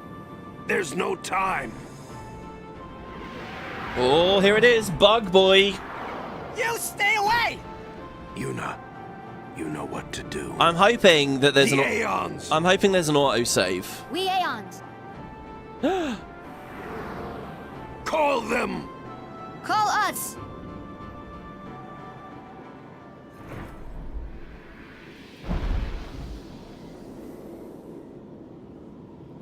You're waiting for you, Yevon, to be a proper boss in this mod. I know, right? I'm so scared. I don't know, though, because... I don't know. I mean, we had the pity from Requiem with Seymour before, where we get to just skip the fight. I have to say, in terms of, like, tension and nerves, not knowing what the fuck that mod was going to be like, that was, like, the worst bit for me. Thinking we only just got through that Sin Spawn battle and there was going to be a whole other one. And then just the sweet relief of Requiem.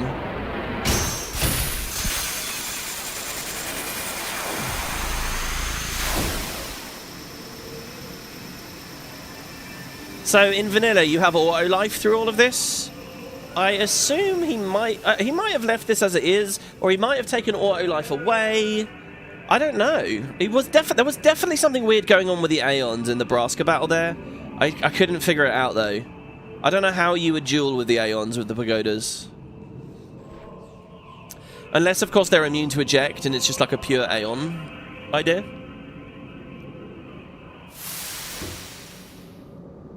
Yuna! Oh, fuck. This music's the best. Oh, this bit's really sad as well. You get the special UI and everything. Yeah, we don't have any of the bonus Aeons, so this actually goes quicker than normal. Oh, no. We're going to go in reverse order. Bahamut. We Aeons!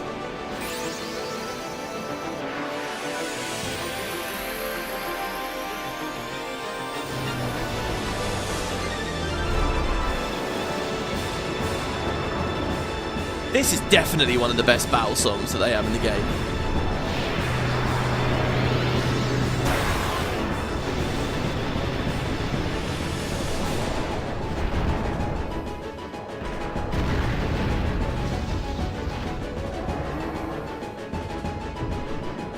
We're possessed. Are the pagodas always there in vanilla? I think they are, aren't they? Okay, we don't have auto life. Oh shit, we don't have auto life. Oh, okay. What the hell? Look at the ATV thing. There's an S on it. Oh, S for summon. Soon, eternal rest. 80,000 health. Should we scan? Who's my front line? It's the people from the end of the last battle. Oh god, we don't have an MP. Oh shit, guys. Okay. We'll get the haste up slowly but surely. 80k is no small chunk of change. It's a new battle, so she's not going to have the value of a mana spring there.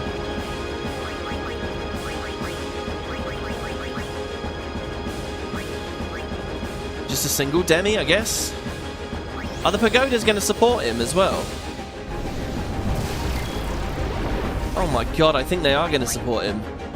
Oh god, it's not over yet. Oh god. How much do you do just on your own, Waka? 5k, it's not enough. I don't want them charging fucking Bahamut's overdrive. Oh god, that crit isn't good. Ah, break damage limit on Orin's good here. Oh shit, is that delay on impulse?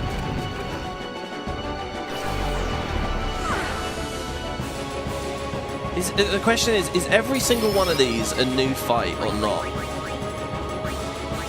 Like, is the pagoda's health continually ramping and ramping and ramping across all the Aeons? At least we didn't wipe to impulse. This is pretty nasty, trying to get all my shit going again. Turbo ether. No, I don't want a turbo ether yet. I want to...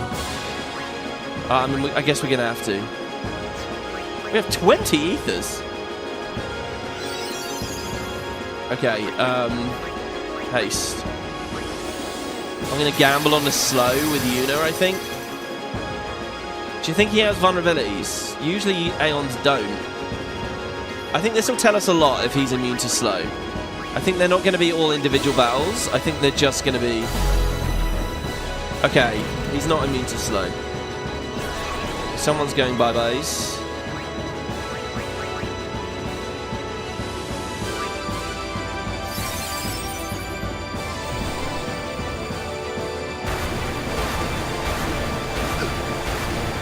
Oh, thank fuck we have Tetra Ward on. I have to say, we got very lucky there.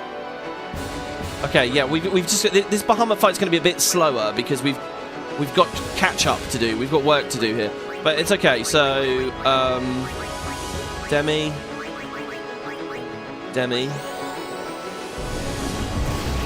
As long as I can go into my next one's healthy. Now, can Yuna summon versus a summon? I can't remember. She might be about to get cursed there. Oh no, Tidus got cursed.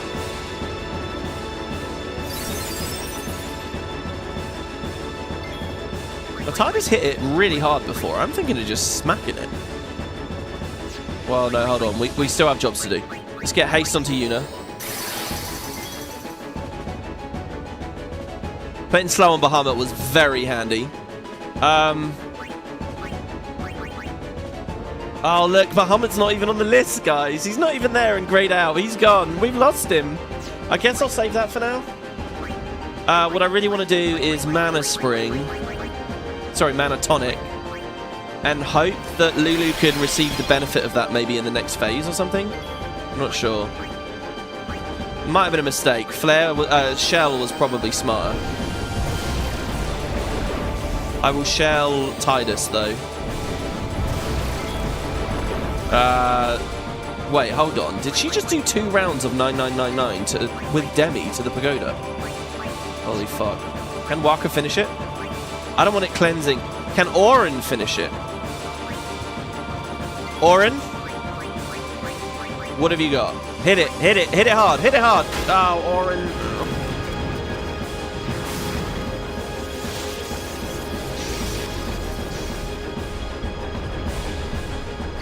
We could summon to eat. We now have a slow bastard on screen. That honestly was really bad, the opener we had against that pagoda. It could have been so clean with Lulu, and now it's just all over the place. It's not clean at all. I mean, by the way, we didn't even threaten Braska's finally on there. I was holding threaten for if things ever got scary, you know, like one final threaten, a couple of X potions maybe. Okay, he's weak. He's going to get a go. We want to re-slow him. That shouldn't charge his overdrive. Use stasis. This one's horrible. That one's really nasty. Kills all your MP and everything. Fuck.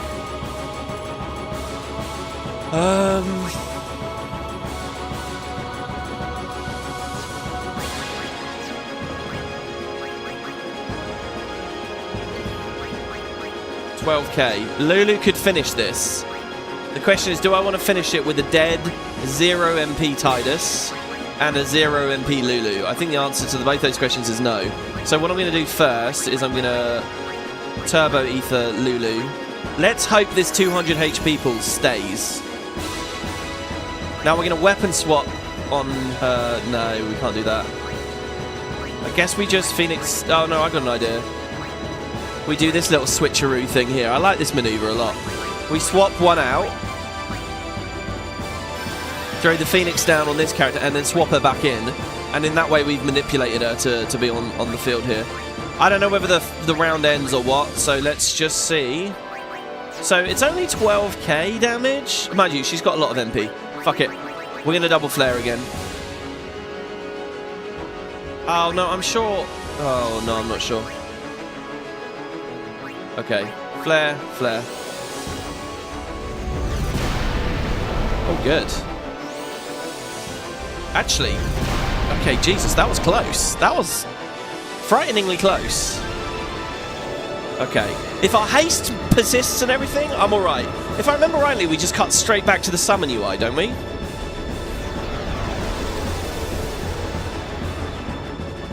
Oh yeah, we end Sin using Demi. Yeah, I thought that was quite cool when we were spamming it before. Went just against Overdrive Sin, let alone here. You get that weird UI sound there. Okay, Shiva. Do you know what? We should do Bahamut Valafor first, because they have non-elemental overdrives, and I can't null them.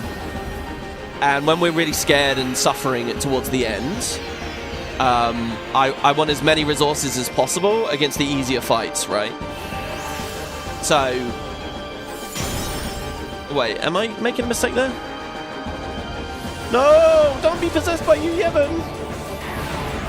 It's cool that the way they repurpose these weird Yu Yevon. So are these like the true Yevon summons, you know? All of his summons like look like evil and fucked up. Okay. So what's the state of the team?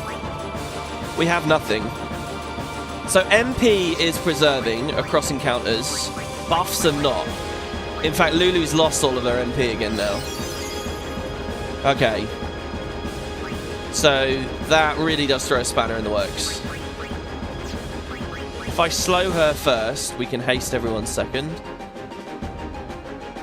Think. No, we'll just do it with...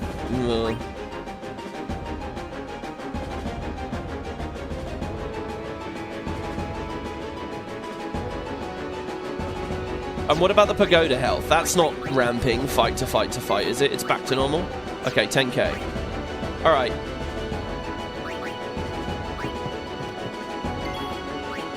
So every single one is a reset. So we can do haste here, haste first. This gives Lulu 2 goes. Did I see that Shiva is a lot squishier? She is. She's only got 48k. Maybe Bahamut was like the big daddy. Flare, Demi, Flare. Do the old 1-2 combo. Look at this. Look at how amazing double cast is here. I know in the 1.8 patch notes he said, oh, I've tweaked some things to make double. I mean, Ultima would be very different, because we would be... You could like Demi Ultima, right? And you could kill them both instantly every turn as well. No, sorry, you couldn't Demi Ultima though, because you wouldn't have double cast. I don't know, double cast is really good. I think if Lulu got break damage limit inside Sin, I can see Ultima as a really fun path. But maybe I'm just thinking ahead here when I shouldn't be, because the truth is, right, she needs to swap her weapon.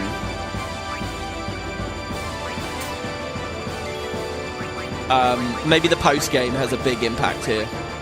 Okay, we're gonna slow Shiva now, and we're gonna double Demi. Not Flare, obviously, it's not needed, it's too much MP. Imagine Lulu with 1 MP cost, by the way. I don't know how he's got it set up, but when you kill Penance, or whatever's at the end, it should just rain shit on you. It should rain like 99 Master Spheres, fucking no encounters, 1 MP cost, everything. Okay.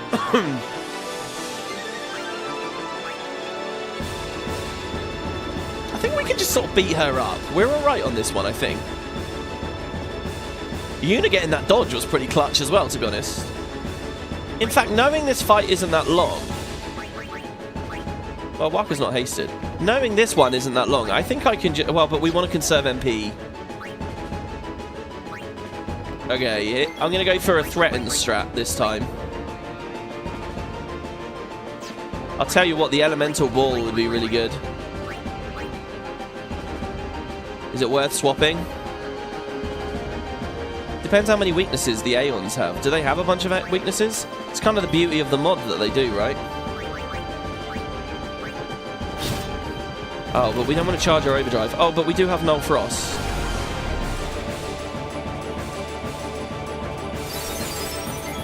Try as you might, you Yevon.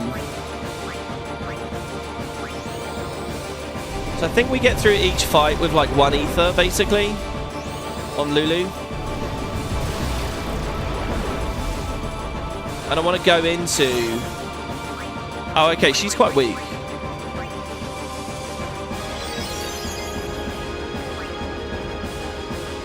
She's quite quick, though. She's moving again. And the pagoda going to come back in a second. I think she doesn't have much health, though. Because that Demi didn't do much damage. 4,000. Okay, TARDIS might be able to kill Shiva here. Nice. Good, and Lulu's in a good spot. Kamari, Null Frost, time to shine. We might get him to Null Blaze, Ifrit. We got Ixion to deal with as well. Ixion scares me a bit because of D-Spell. Yeah, this is a sad bit of the game.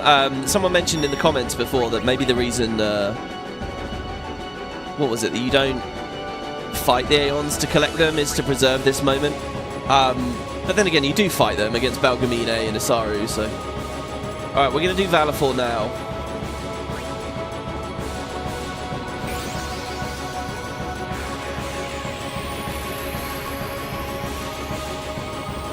I wonder how many changes there actually are here. Like, we don't have auto life, clearly. And I think they're vulnerable to stuff, which they aren't ordinarily. Sorry, by the way, I wanted to do Valifor last, because she was our first. But I'm... And also that segues us into Heretic Valifor. But, I'm scared. So, what do you want from me? We ace.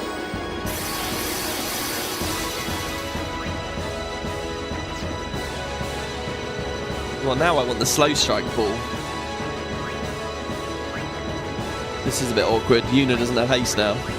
That's alright. Slow. I mean, it is good on her, don't get me wrong. Okay, we double cast Demi, and then Flare. We can just pretend that Valifor was last. Yeah, good, good, good. That's the way I want it. This is still special because they're your own Aeons. That's true, yeah. I think we do the double Demi. Now, if Valifor's really squishy, yeah, I think she's already kind of low because Demi's not doing 999. So we just get the ether in pretty quick here, I think. And in fact, let's do it this way. Let's bring Walker in. Let's knock that out. Doesn't matter. It ain't coming back in time. We'll ether Lulu here.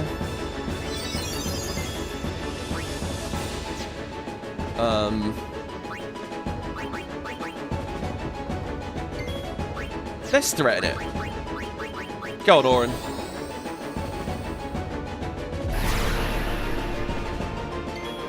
Oh, look at all the turns. Oh, nice. Alright, so we've won this one. It means Oren's going to be on the front next time. Goodbye, Valifor! Goodbye! Christ, what if we wiped, though, and there's not an autosave?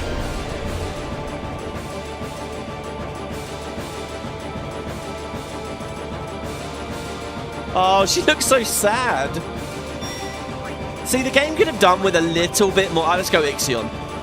The game could have done with a little bit more of how she bonds with the Faith and stuff.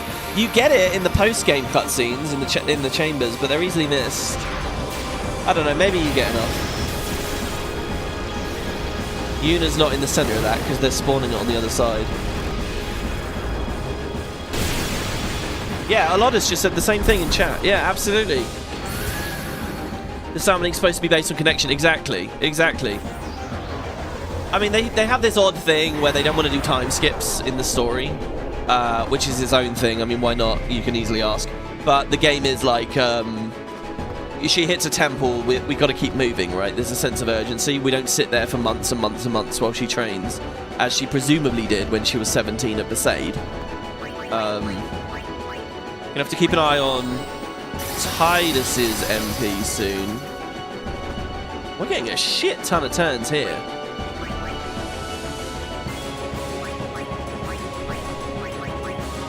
Demi flare.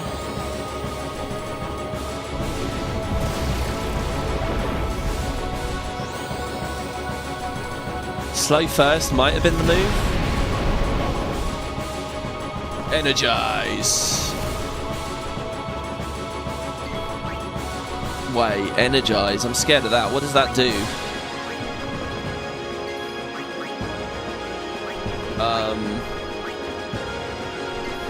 Yuna's still alright with the slow. I'm glad we swapped the weapon, by the way. Oh man, hold on. This is it, really, isn't it? Oh, does he counter with that and haste himself? I think he's countering and speeding himself up somehow. I wonder if we throw a Purifying Salt, it won't register. No, it does. He wants that haste on there, full stop. Well, we just wasted a shit ton of turns for no good reason. These are in physical range now, aren't they?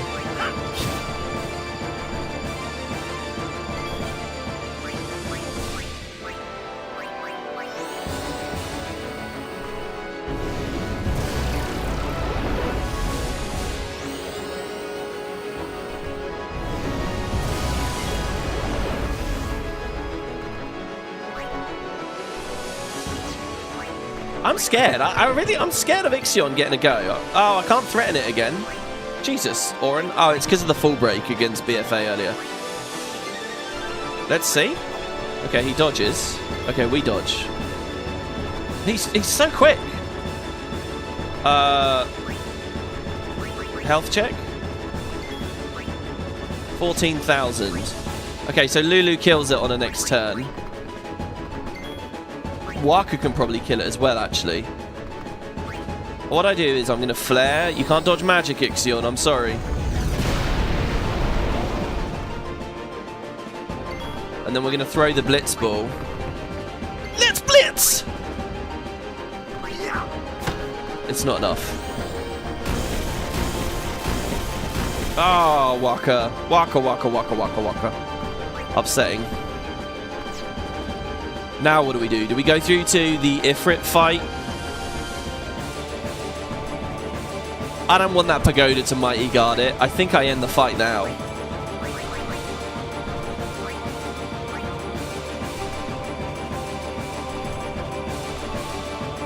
Here we go. Some good old elementals, resistances and things here. Waka will probably come in on 1 HP. I would assume. Good job, Ixion, you did okay. I was gonna show the summoning menu on Yuna. Because that was it. It was just Ifrit left on the list. Only Ifrit. You gotta remember that there's another layer to what we're experiencing here, which is that a lot of players in the vanilla game, they get through FF10 by spamming summons. Summoning is like the thing, right? Just like, are you mobbing? Are you bossing? It doesn't matter. Just summons to tank the attacks for you, summons to spam overdrives. If you're ever struggling anyway, no matter how badly you fuck things up, summon some shit. Do you know what I mean? And the summons carry you. This game really, I mean, Final Fantasy was already a franchise that was big on the summoning thing. It was clearly like their favourite angle.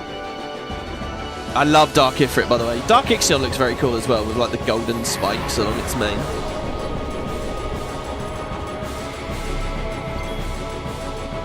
Okay, nonetheless, bit scary here. Yeah, hold on. Let me go to Yuna here real quick. No, there is no summon left. Okay, Tidus on 7 MP. Can't haste to go people.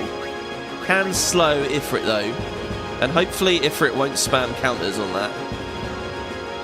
Lulu hasn't got enough MP, I think.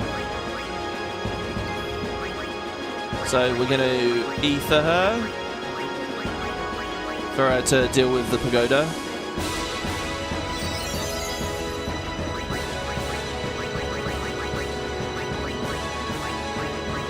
Demi flare.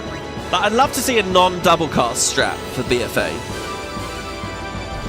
Like, what is it? I mean, Christ, a non-double cast strap for Sin. Wait, I didn't have double cast for Sin though, did I? I mean a non-demi strat, I guess, for Sin. Oh shit. He's not fucking around, is he?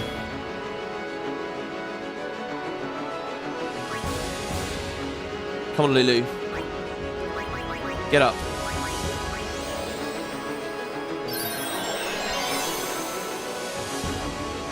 I think Tidus is going to attack that one. I don't want to be getting Pharaoh's cursed and stuff. Pretty scary. Now, with that, I think there is, by the way, a delay attack strat on Braska. See, Coryphean refused to make Braska's final Aeon delay-proof. Nothing's delay-proof in the whole game. I mean, I think that there's space for one boss to be, right? But he didn't make it delay-proof. So the question... Well, okay, maybe in the post-game. So the question is why? Instead he gave him that counter Meteor. So I was thinking... Maybe I can play into that with Delay Buster. I spent a long time on this thinking Delay Buster was going to be like the fucking thing. But it's very expensive, and once I finally got it, the fights were just not... It wasn't that good for. So, but I thought, okay, so Braska counters with Meteor Strike, right, whenever I delay attack. Why Meteor Strike? So I tried to like Null Blaze it, but it wasn't good enough. Okay, I think we've won now, guys. Oh, we might be at the end of the game. Oh no, there's the Yu Yevon phase. Fuck, I forgot. Okay, let's heal some people up. I think that's only fair.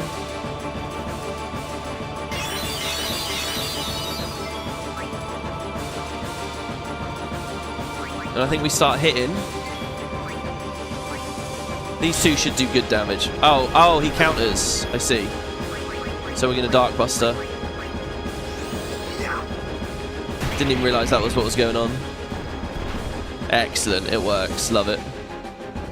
The left pagoda moves, that's okay.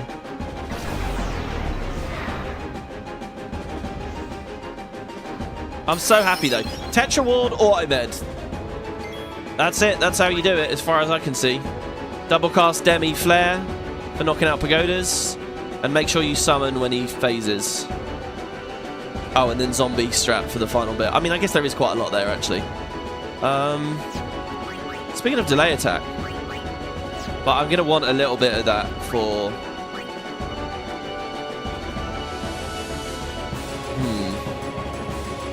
Is this just a straight up attack here?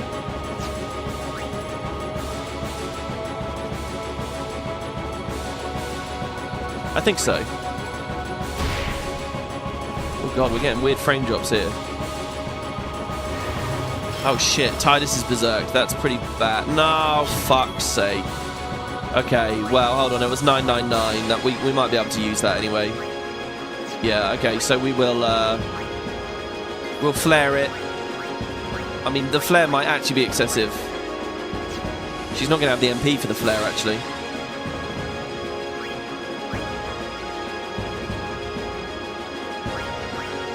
Okay, let's aim both Blizzagas at it and hope that once it's dead, it doesn't cancel. It just throws the other one onto Ifrit.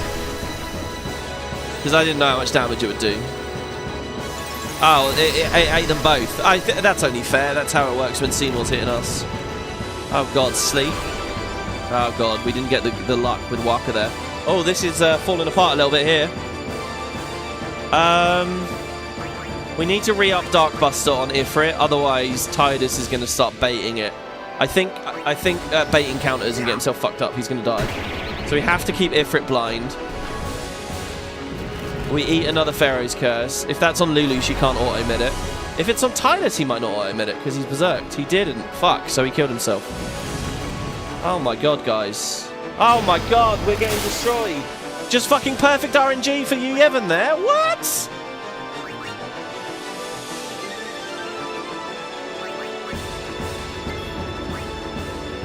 $15k health. He's still blind. Very important. Yuna isn't hasted. She came running in there like she might have been, but she's not.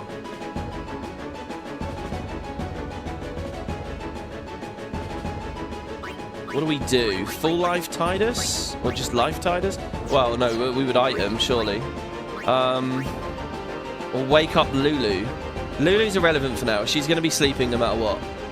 I think we Phoenix down Tidus. The other pagoda's going to get up and they're going to actually start just charging Ifrit's overdrive. We only need to do 2 hits. But what I'm really nervous about... Oh shit, he berserked himself. Oh look, there's a lot of fancy things going on here that I just hadn't seen. Okay, now we can wake Lulu up and Lulu can kill him. But I'm scared of moving into... actually, Lulu's not going to have the MP. I think she can anyway.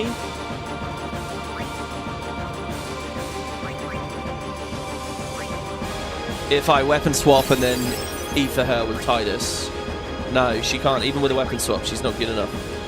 Okay, so the blind is dropped. So we've got to bring Waka back for the blind, but we can't because he doesn't have any MP. Can he swap and be fast enough? No. We could just tag team it. We could just hit it twice. I think that's what I'm going to do. Oh, no, that's not enough damage. Ifrit overdrive.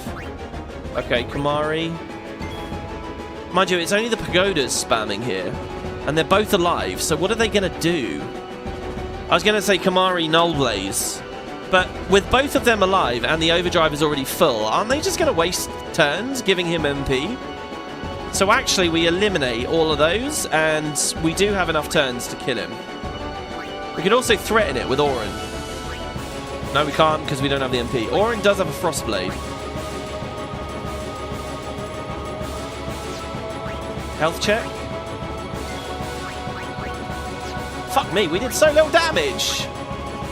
God, no one's got any MP. This is a serious problem here. I think we need to do Lulu ethering herself.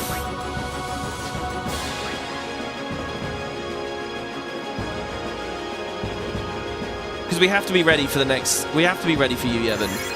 And that means her ready, basically. Okay, good. They are wasting. I was really scared they wouldn't waste their turns for a second there. And this doesn't do anything. It doesn't heal him, does it?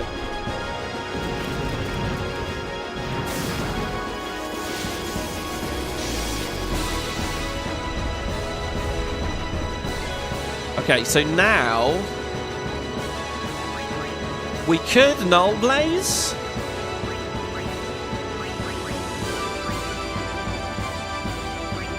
Or we can just end it. If I Null Blaze, I get another go, which allows me to... But we're trusting there. He might not even do it. I think I'm going to end it.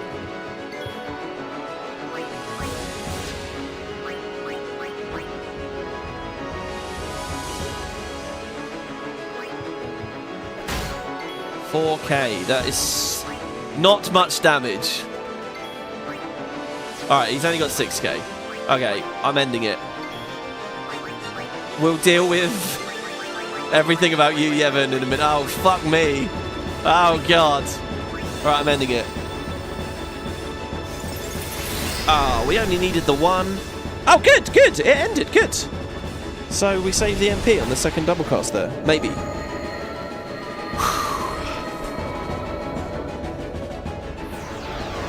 The RNG rolls were not in my favour there. No, they weren't. It's okay, though. We're still in it. You don't think they have much story? You guess they just wanted to reuse the cool dark models? Yeah, but again, it's like, how do you want to discuss it? Do you want to discuss it in-universe, or do you want to discuss it developmentally? I mean, there's a very obvious developmental answer. Yeah, they didn't have any resources, and they were just trying to do a new edition, and they wanted some more post-game in there. Fine. But that doesn't stop us from speculating in-world once it's been added. It was obviously done in a way to make you curious. It was obviously done in a way to fit with Spira. So there's nothing wrong with asking about that, I think. The nature of the Dark Aeons. Everyone? This is the last time we fight together. Oh, God, Tidus! Okay? Huh? No, I'm not okay. What I'm trying to say is... After we beat you, Yevon, I'll... disappear. What are you talking about?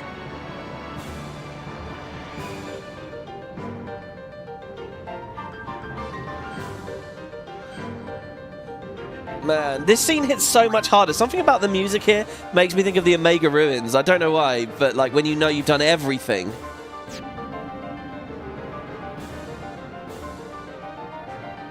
You gotta tell her, man.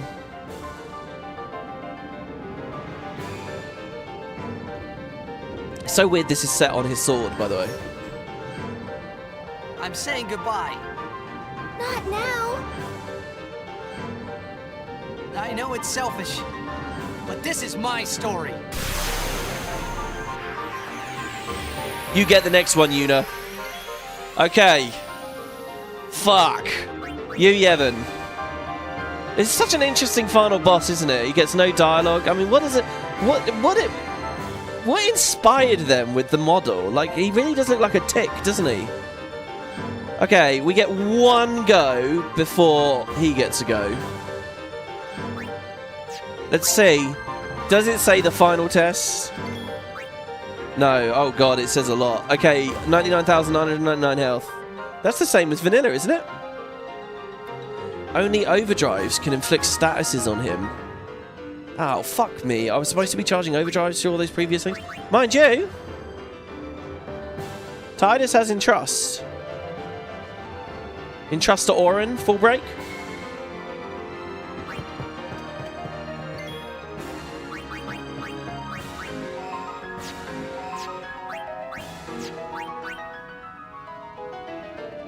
I think that's a good idea. Oh, we have auto life. Oh, we still have auto. Oh my god. Maybe we only get the one. Oh shit. I wonder if he's just going to wipe us. That's even cooler than taking auto life away. To demonstrate it's there and then rip it off. To demonstrate his superiority. I think then, considering I have auto life, I'm going to do the full break idea straight away. Full break is obviously a good play. Oh, well, not really though. Not while the pagodas are up. Well, but Lulu can deal with that. Oh, he casts focus. Okay. Okay, so Demi, Flare. It's funny how much we've been fighting these goddamn pagodas. I had forgotten about them. If you look at yesterday's episode when I got to BFA, I was like, oh yeah, the pagodas. Look at them. I'll be dreaming about pagodas now. Oh, he's doing the same thing he used to do. Alright, well, Banishing Blade. Dude, what if we could eject him? Imagine if you could Shooting Star him. That would be fucking epic. Oh shit, I haven't done this for a while. Wait, did I do the wrong... No, I didn't. Imagine you, Yevon, summoning for 1,000 years to be corrupted for this. Yeah, I know. They're very hands-off with it, right? But they're like, look, he's neither asleep nor awake. He's just constantly dreaming. What you usually want to do is zombie him, or like, can't you reflect him? But that would be a status, wouldn't it?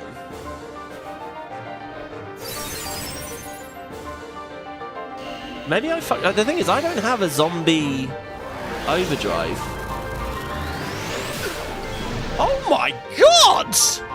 Holy shit! Holy shit!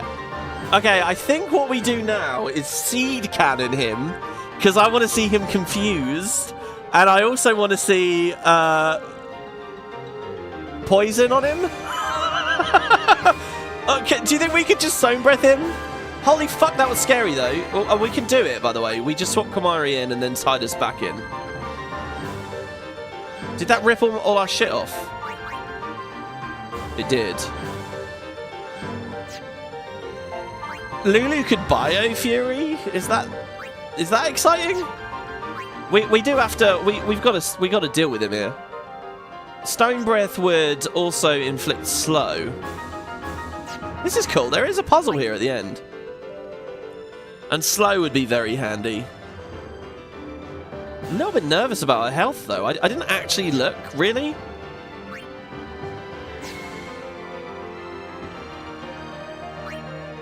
I mean, we gotta keep the speed on. Threaten is a status, right? Technically, so that's a shit idea. We could kill the left pagoda now. Or Yuna can't overdrive. She's got nothing left. I guess she'll have to learn how to shoot some guns. Oh my god, though. Look at that, guys. He's going soon.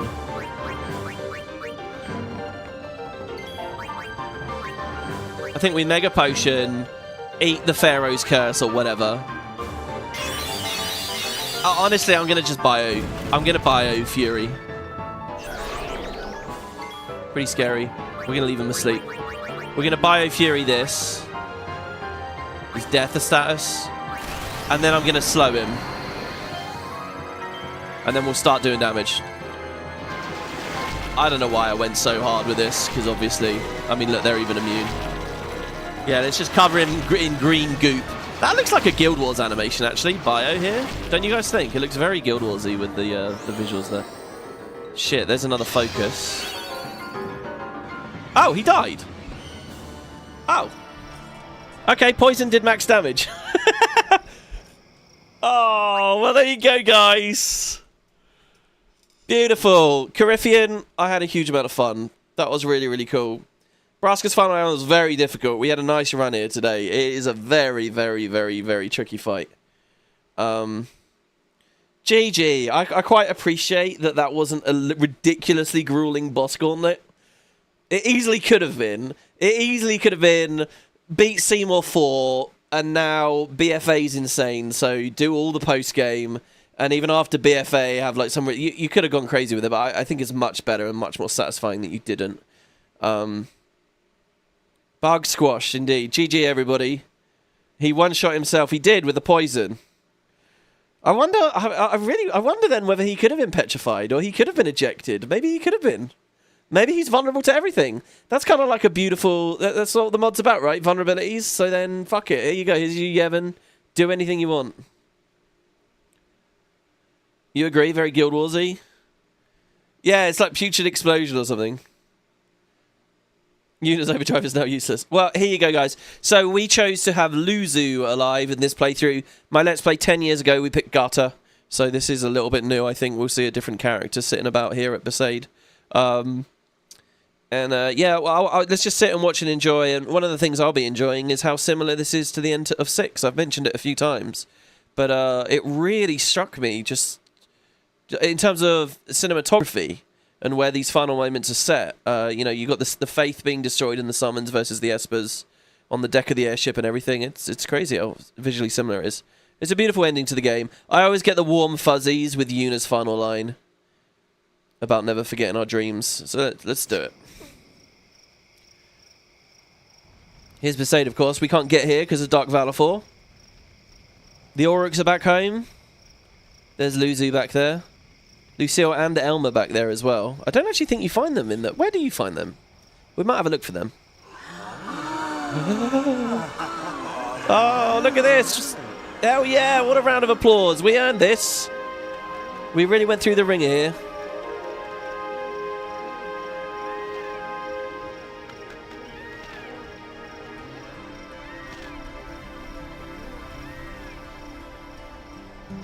Dun dun dun dun.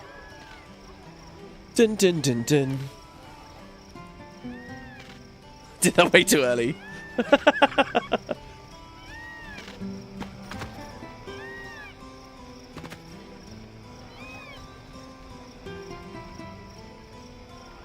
Beautiful starry sky.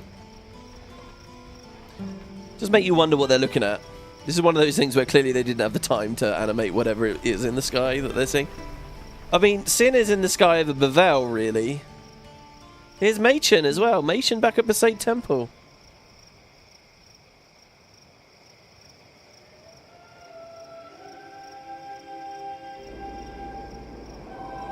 And the sweet scenes suddenly turn a little bitter. For inside the faith, the rooms of the faith, we get this. Yeah, so yeah, Yevon the monster obviously looks a bit like the symbol there.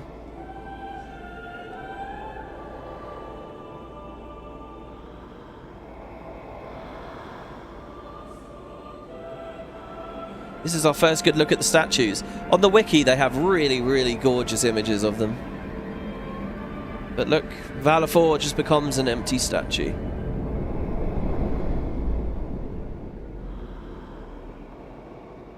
Her soul moves on. This is Shiva.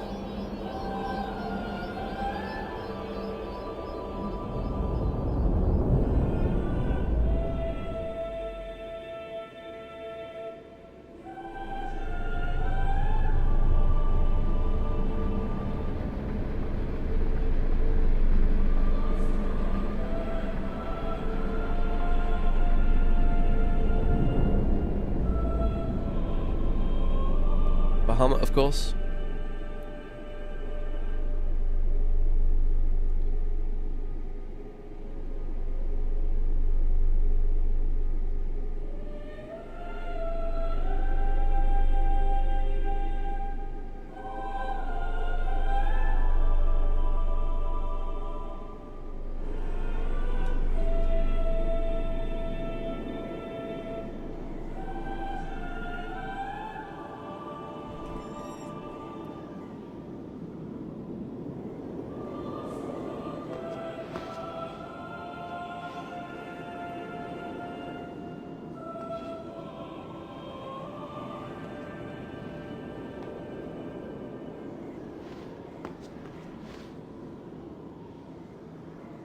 Uh-oh. Oren being sent? Don't stop.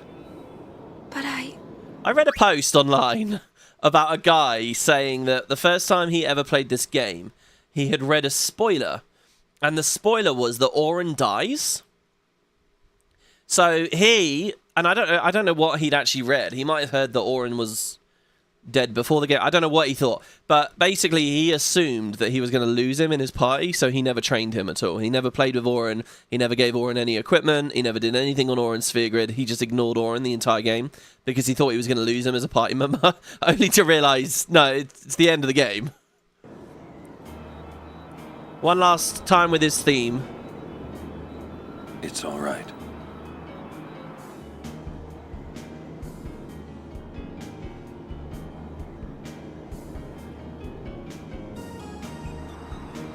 I like that little moment between those two, who otherwise don't interact in the story.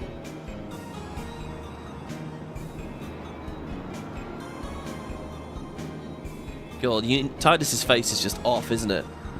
It's just fucked. They just fucked with the remaster with the faces. It's been long enough. I mean, Orange is alright.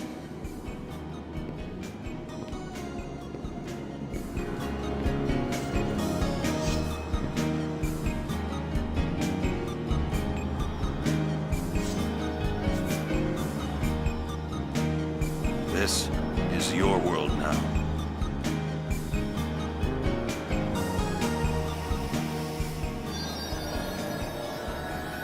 Farewell, Oren. 35 going on 55. Or more.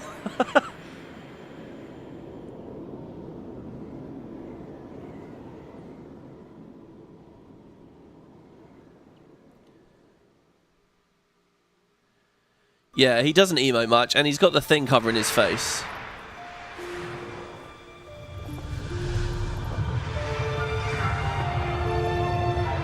I mean, look at this. This is clearly like, they were like, okay, look, a few years ago we tried this, we couldn't do it that well. Let's do it in fucking big-ass FMV now.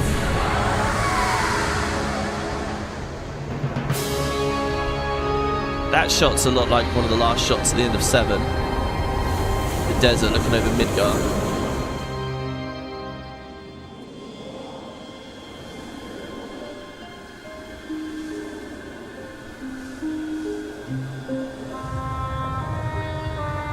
I love that. I know we already sort of saw Sin disappear, but it's the giant fin there is just amazing.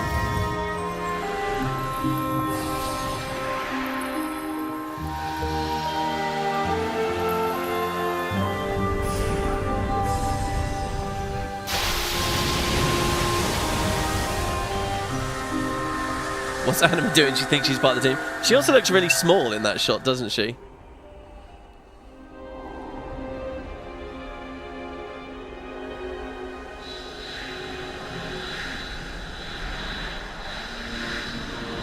Rest for the dreamers. You notice they kind of gloss over the actual destruction of the city. I think that would be I think it would actually be such a powerful moment. Here they kind of get it a bit. Those are all the dreams. Oh, that bit of piano. No. Yuna, I have to go.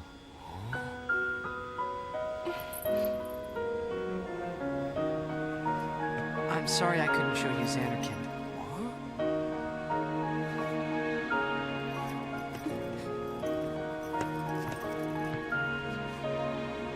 Goodbye. We're gonna see you again! I always remember thinking that was sequel bait, that line, but I don't think it was, really. It ended up being, kind of.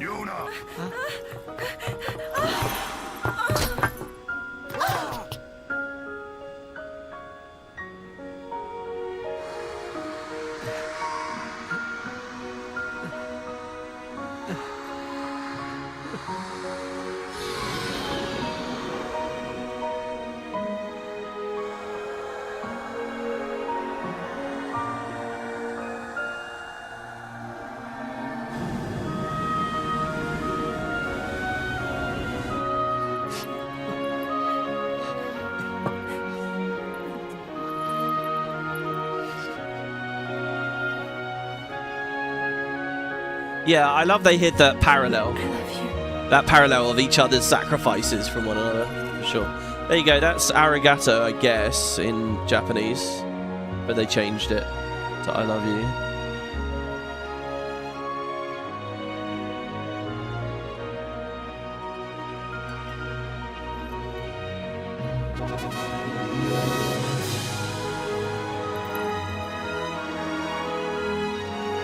This broke your heart watching your mum play this as a kid? That's awesome.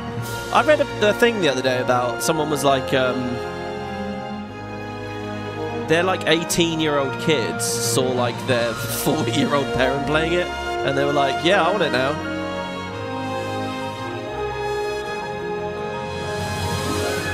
Waka actually distressed back there.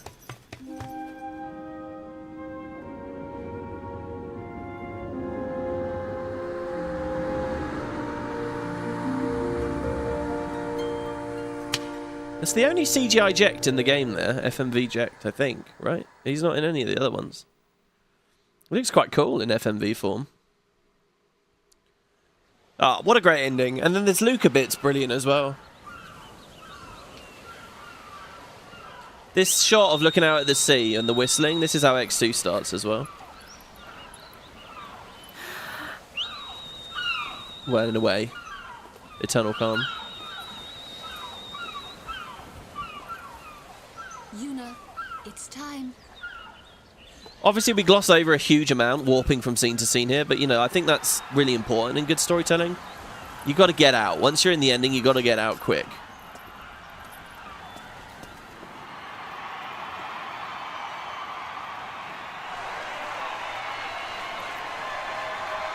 That whistling is rubbing salt in the wound. I know, it's very sad, isn't it?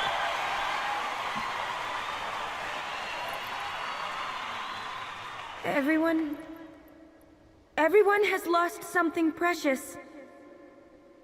Everyone here has lost homes, dreams, and friends.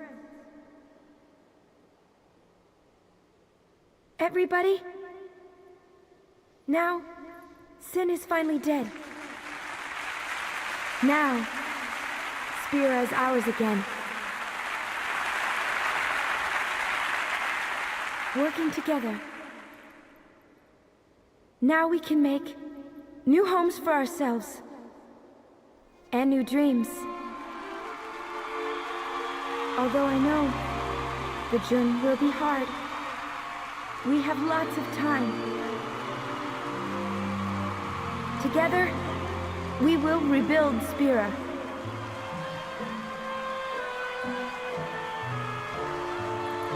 The road is ahead of us, so let's start out today.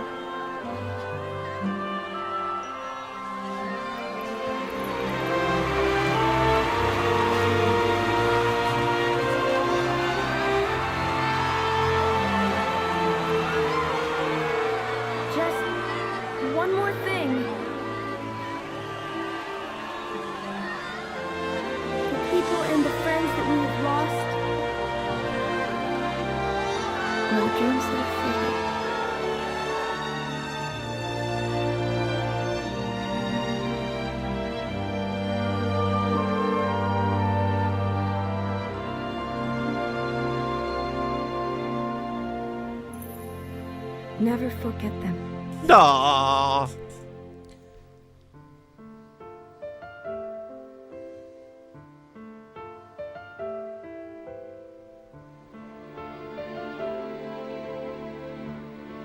Like, that's a way to do a credits outro right there.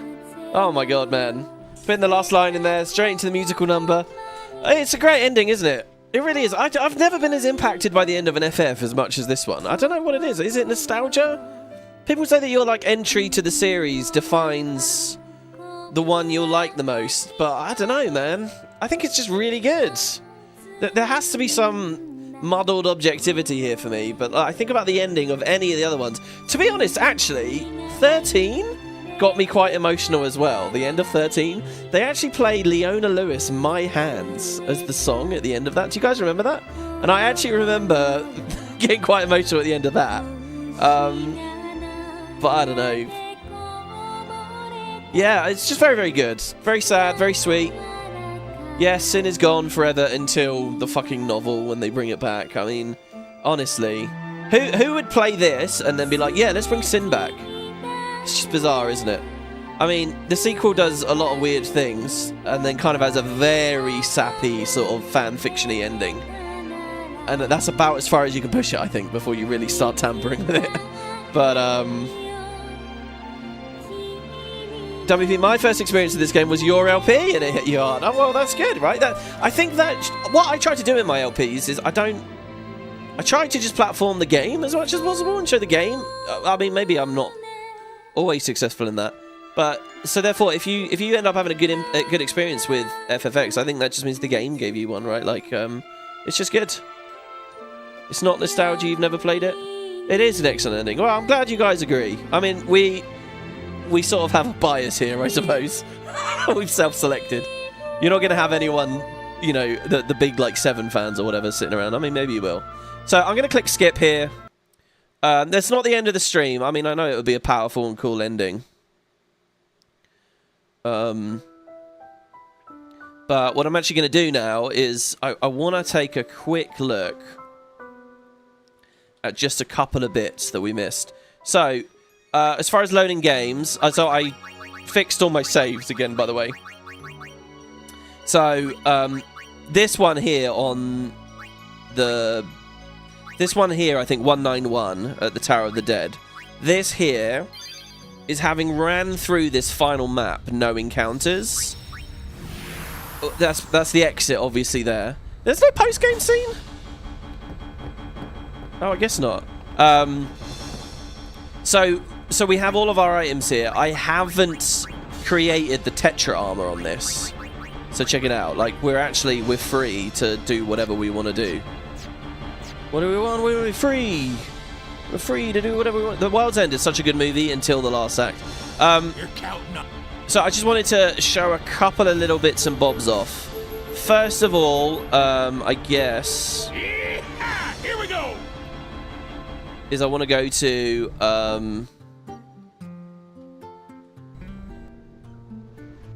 the Thunder Plane. Well, we're going to go through the Thunder Plains on Turbo here. First is this guy. That's Dark Ixion, obviously. And he's scary. Notice, by the way, if you walk the right way through the Thunder Plains, you don't get struck by lightning. Do you see that? I weaved between the things and I never got struck once. So here's Once. Once doesn't have any dialogue, really. Oh, Walkers, open for business. He just says open for business. And like I say, I checked here. So you can buy more distillers to teach Aeons more shit here. You've got all of, you know, these random items, which we could have got from Gagazette. And this basically is this counterattack thing. That's what I bought from Orin. For Orin. What else was there going on? There's these people looking for their husband or whatever, their parent. There's that minigame. Now, the entrance to Bavel should have a little cutscene for us that I just want to look at and enjoy. Oh shit, went the wrong way. I'm going to go back towards the screen here. Hold there. This bridge is closed. Is it now? Bavel is off limits by the temple's decree. No one may enter. Huh? Everyone's in mourning since Maester Micah died. And it's been mourning for days now. Morning. Passe. Not morning. At least that's what they say. The temple's falling apart with all 4 maesters gone. They're afraid of riots, so they're turning everyone away. With our brother in the middle. What's up with Isaru? They came crying to him to stay in Bavel, to protect the temple and all that. And you know our brother. It's not in him to refuse. Oh, I guess our pilgrimage is done then, huh? Of course not. Jeez. Long story short, you'll only find trouble in Bevel. I'd stay out for your own safety. So that's basically saying we can't do Bevel. Isaru sends his regards to Lady Yuna. And he says he's sorry too. That whole bit about Yuna being a traitor's just some Al-Bhed rumor I hear. What? I just can't believe it. I mean, the Al-Bhed helped us out. Right. I'll say it for Riku. Wait all you want. Bevel's gates are closed. I heard something funny the other day. If a flying ship sings, we're supposed to sing along. And they say that will beat sin. I heard something. If a flying ship. And they say. It's funny to think in a remake, or they could have like a crazy airship scene where you do see the environments of the world beneath you and the people singing or whatever. So yeah, there's that. Remium we already saw earlier in the series. I don't think anyone is at the spring. Nope, nobody's at the spring. Nobody's up at that place. At the lake we already saw. It's Dark Shiva waiting for us there. If we board the airship again, I guess. Another thing I wanted to show you all was this very easily missed line in the game. If you go to Luca at the end, I can't remember showing this off on my other LP. I hope I did. I'd like to think I did. Oh man, Luca, the music of Luca just immediately makes me feel happy and calm. What a great place. But yeah, over at the Sphere Theatre, on the way to the Sphere Theatre, you'll actually find a Waka. See? Hello there. Hello. Hey, weren't you in prison? Nah, those monks are pushovers, I tell you. I'll fleece any priest or my name's not Owaka. Huh. Sorry. It was our fault they locked you up. No problem. Anything for a customer, eh? You know, I had a sister, once as old as sister, you see. A summoner she was, went on pilgrimage at a young age. And that was it. Me and once, well, neither of us were fighters enough to be guardians. I think about it every day, I do. If we could have helped her. The least I can do is try to help another summoner, I forget. And Lady Yuna, she looks so much like... Huh? It's nothing. Say, thanks. Titus's response there is just so ridiculous. He's just over his head. But we heard that. We heard it from Once. Once kind of gave us the other side. We saw in the far plane, remember? It's really cool. Once has got all the good stuff. I walk out of 23rd's retiring. And then in the sequel, he's not retiring. But yeah, so that's a little bit of a Waka dialogue where they talk a bit about the sister. Gabby says, by the way, Miss Potatoes, now that I catch you online, you loved my Azuric gameplay. You must ask, where in the Seven Hells did I get a functional Xbox emulator? I didn't. I capture carded that off of an actual original Xbox. Because that was the best way to do it at the time. I still have that capture card kicking around, and it's just like clutter in a box full of random old tech and shit that I really should throw out, that I've been dealing with at the moment because I'm in the middle of a move. So I'm like boxing things up and reassessing whether I want things, and I just the other day made the decision to keep that. People are working on emulating it. In fact, SCW himself, I think, he's thrown me a few emails over the years saying, hey, here's how the emulation's going, or this or that. I haven't heard from him for a while now. But there's a very good Discord. There's a very good Azuric Discord where I think they're all looking at it and following it. And Here we go. Azuric is famously one of the hardest games to emulate. It's one of the reasons it never came over to the Xbox 360. You know, because some games did get ported. Why are you in Guado Salam? What business have you here? So Guado Salam here has a You bunch. want to start something? If it would please you to harm a defenseless old man, then burn me, boil me, it matters not. Huh? Lord Seymour is gone. No lord rises to take his place. The Guado merely wait for sin to come and finish us off. Why should I care what you do to me? Oh, If it meant rejoining Lord Jiskel and Lord Seymour, then your taking off my head would be the greatest kindness. So yeah, the Guado are just fucked. They've been scapegoated. They've been baited into these... Come to kill the old man. I welcome it. Trommel's just like deluded and a mess, obviously. And if you follow him, you can actually follow him up to the far plane. I think we can skip ahead of him, to tell you the truth. There he is, so you can actually just straight up go with him.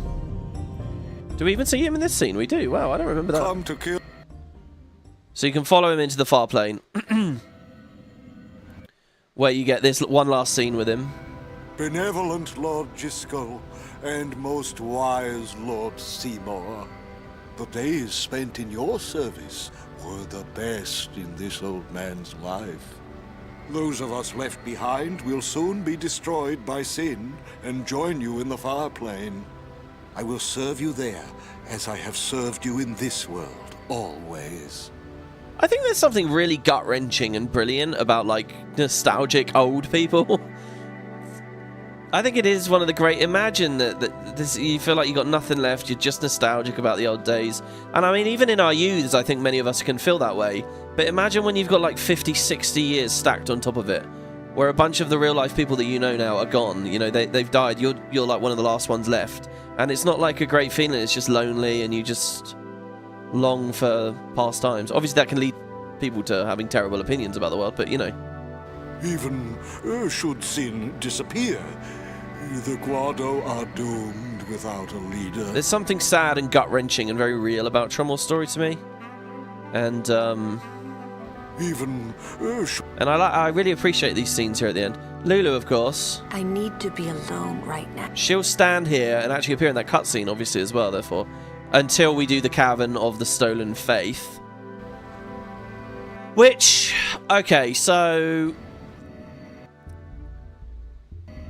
here's the thing, guys. I am very busy IRL at the moment. We're now on, what, January 6th? Is it the 7th today? This was supposed to be a Christmas New Year's series. At the rate we're currently fighting bosses, we'll get, like... I mean, if they're all as hard as Seymour 4 BFA have been, it's going to be brutal. The time sink is ridiculous. It's not just what you're watching here. It's every single one of these I've gone and I've sunk hours and hours into off-screen. We're counting. Trying to figure out strats and stuff. And it's fun. I can't do it. I can't do that. We did already cover this game. So I'm going to be a huge letdown here. And I am sorry about this. Bad news, guys. I'm not going to be doing the post-game. If you want to see me in the Omega Ruins... There's the airship, by the way. If you want to see me in the Omega Ruins, if you want to see the Remy and Temple stuff... If you want to see the Maga Sisters, if you want to see collecting anima, the conversation with the fate. I mean, look, there's even the Ochu here. There's a lot that the game has left to give. There definitely is. I'm unfortunate. Well, fuck me, I didn't mean to do this. Shall we try the Ochu? This is not what I was planning on. Shall we try the Ochu? How healthy is he? Maybe he doesn't look too insane anymore. He's zombied. 43, 434, 649. Why is that such a specific number? You could throw 100 Crusaders at it and still lose. I was going to go speak to the Faith.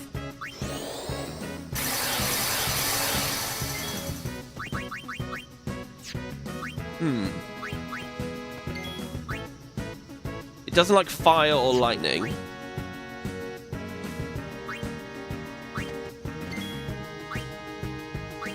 So it probably does water.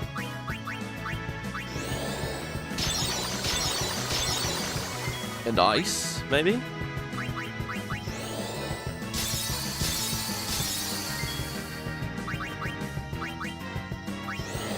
I'm gonna threaten it.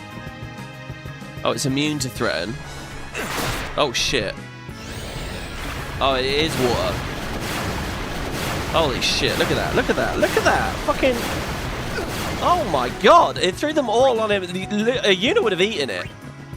Can it be bust? Can we triple foul it?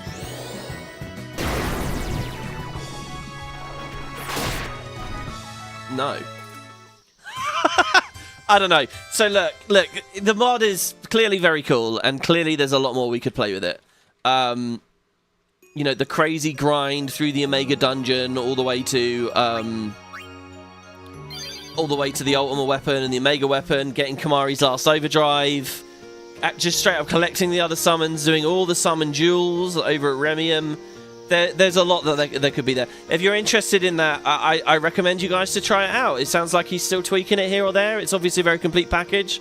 For me, I would have loved more like equipment changes, you know, maybe some slight tuning differences with the boss. If you've watched the series, you guys know what I think about it, basically. I just think equipment's really fun, and the more fun equipment that drops and we find in chests, the better. You know, there's the question of when do we get ribbon, if ever? When do we get one MP cost, if ever? When do we get triple overdrive, if ever? I bet there's a lot of really fancy, cool rewards from a lot of those bosses that allow you to push further. And obviously, you know, getting Yuna Holy, checking out that special shop in Besaid, all of it. I'd love to cover it, but this is going to be the end. Now, what I'm going to do, though, for one final nice little thing here, might be cool to see, is I'm going to close this, close this, close this. Because I feel like this could easily end up double length. So, in the International Edition... On the International Edition... Now, hopefully this is just loaded straight away. It might not. Okay, there you go. Of 10, they added a special bonus cutscene that you could watch. And it was re-released with the remaster, okay? This is called Eternal Calm. And this is like the post-credit scene extended. Because there was that weird moment of Tidus swimming up through the water and breaching the surface of the water. Well, they released this, and then when lots of people liked this, they decided to make X2. 37, 38, 39, 40, 41. 2 minutes, 41 seconds. My longest yet. Yuna, it's time! Coming! This is like 6 months later, I think? The sequel itself is 2 years later, isn't it? You're diving like a real pro, yeah? You'll always be the pro, Waka. I don't know. It's been so long since I trained. You have gotten a little chubby. Oh, no. And you're not even the one having the baby.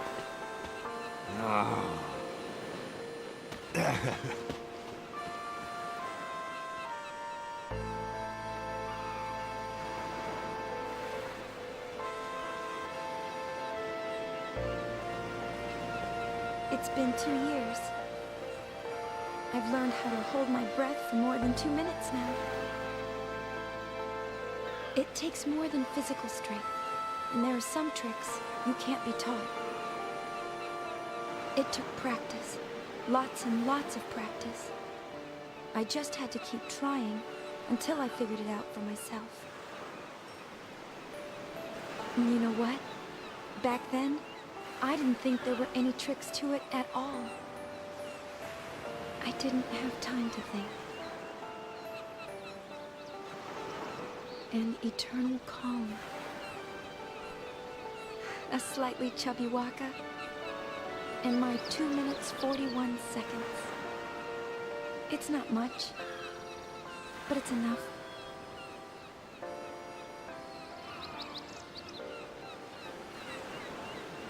I can't remember. Is that the end of it, or is there a Don't you meet the Crusaders and stuff? Don't we have it? Yeah. You have a scene at the temple, and we met the Crusaders. Hey, Coryphian, thanks very much. He says, GG, thanks for playing. Thanks for making it, man. And I'll be watching, even if I'm not going to be streaming. I'm going to watch what any updates you do, and I'll be very curious to see. Again, I know that it's basically finished, but any tweaks will be very interesting. And with the 10 gifted subs at the end, that's really nice of you. Thank you very, very, very much. Yeah, you know, I'd love to keep going. I really would. You know, if I felt like we were growing the channel, or you know, getting a good amount of money out of it, or whatever, I might squeeze it through. But yeah, thank you very much, and Derveg as well. Thanks, guys. Yeah, the squeak sound is amazing in that little scene there. It really is. Lady Yuna, it is a pleasure to meet you. I heard your speech 2 years ago in the stadium, but Seeing you this close, you look so much more... I mean, you are truly beautiful. That's very kind of you to say. The reason I've come here today is to talk to you about my grandson. The volume seems He's so joined weird, the don't youth they? League, you see. I've nothing against the League, mind you. It's just me and the missus belong to New Yevon. My grandson used to attend all the party meetings with his parents, of course. That is, until one day. I'm sure being around people his own age can't be bad for the boy. Still, I am worried about him. I feel... oh, how shall I say this? Like our grandchildren are moving too quickly. In the last 2 years, new groups have been springing up all over. Everyone wants to be part of a new age. Everyone wants to build a new age. Everyone wants to build a new Spira. And they're all racing to find their own way to do it. I only want what's best for him. But it troubles me when we agree on so little. People have different ideas, and sometimes they disagree on the right thing to do. Some people worry about what the new age will bring. Sometimes I worry too. I just have to tell myself that for now, I'm doing the right thing. I understand how you feel. But Tastio, maybe you should try talking to your grandson first. He may walk a different path, but I'm sure he wants the same for Spira, as we all do.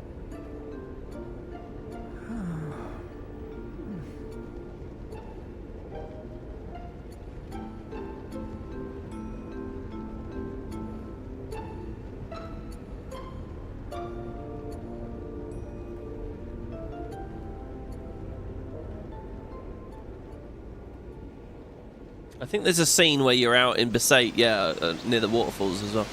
I think this is the last scene. Oh, we get the music.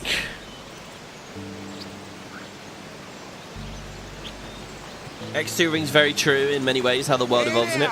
Yeah, X2 has some good ideas, for sure. What is it? Another visitor? No, I just wanted to chat, yeah? Why does the audio sound so weird? It's just the old folks in the village. They like to see you get, you know.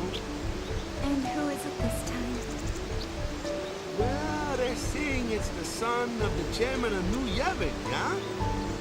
Tell them no. He would only use me after all. As Seymour would have. But is an excuse? Is it? Right. I'm sorry. Is it because her heart belongs to someone else? I'll go tell them myself. No, you leave that to me, yeah? You really don't want to see them anyway. You know how they get. Lady Yuna!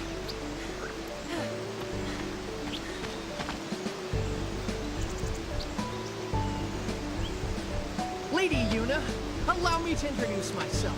My name is Yaigel. I've come on Youth League business. I bring a message for you from our leader, Maven Nuge. She's not interested in joining, yeah? Oh? Is that why you've come? That is correct, my lady. I'm sorry, but I will not be joining any group. Perhaps the lady will start a group of her own. The Sphere Hunters. Leave us. Well, no, not really. I mean, she does create Sphere Hunters. I forgot, yeah, you got... Yuna! Waka! Hello, Riku.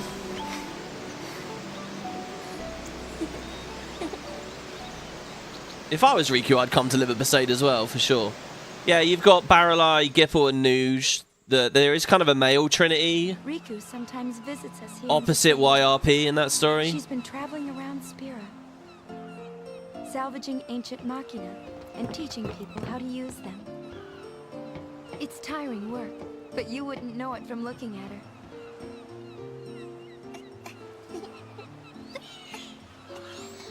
Hey, cut it out! Love sure got a handle on you. Where's Lulu? Back in the village. Go say hi, yeah? You betcha. And Yuna, you seem the same as always. Yeah, same as always. Inspiration for the Gull Wings there. Is Kamari still on Mount Gagazet? Yeah, he's been up there teaching the orphan Ronso all kinds of stuff. He's like this big guru now. Oh, that reminds me. I got something for you. I love that they have that dolphin in the water there. Dolphins are in it, but very rarely. Kamari found it up on the mountain. A sphere? Funny looking design, yeah? Take a good look, Yuna. And here we see Shu Yin. No, I'm not sorry. I haven't done anything wrong. The real Titus. I know you're listening. If she was your girl, what would you do? How can you blame me for trying to use your weapon? It was the only way I could save the summoner. What would you do if you were me? Let me out! I want to see her.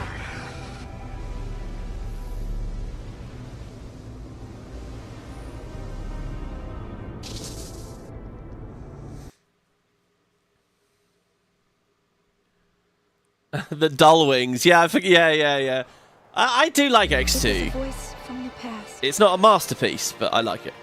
No, it was a voice that's never left me. What is this? What's he doing? I mean, is that really him? Is he, what's going on? Poor Walker, he spends all the end of this just baffled. Even on the airship in the final cutscene earlier. Out, don't ya? Well, yeah, but... Yes. Let's go then. Go where? Well, that's the tricky part. I know. Kimari found the sphere. Let's go talk to him. Whoa. You sure you're ready to just run off? Can't you wait until we find out a little more first? And just who's supposed to do the finding out? Leave that to us. I like how Yaibel was apparently on this boat the whole time. I'm sure Maven Nuge will agree to help. In fact, I volunteer to ask him myself. Beat it, yeah? Understood. I shall return as soon as possible with a full report of our investigation. Well, look, I really want Yuna to go. She can't do that. Why not? Because she's book solid for 3 months, yeah? And everybody wants to see her. Oh yeah? Well, what about what she wants? Well, yeah, but... Okay, maybe once things calm down, you know? And what if they don't, Waka? What then, huh? I don't believe it. After everything Yuna did for us. Why can't she just do what she wants to do now? Why? You know, every time I visited here, I wondered, why is it that when everyone's out making their dreams happen, and everyone's getting their chance, Yuna's dreams are on hold? Gee, it's not like you... Ooh. What do you know anyway, Tubby? Yuna? This is a lot longer than I remember.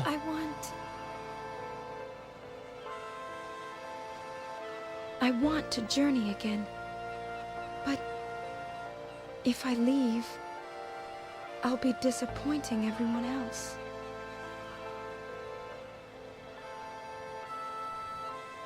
I want... What's the point of pretending to be all grown up if it means the things I want to say never get said? How am I supposed to change anything? That's funny. That wasn't actually a line, was it? I'll go. Yuna! It's slightly I tweaked know from what you said. it's selfish. But this is my story. Right on! I knew you'd say that, so I brought something just for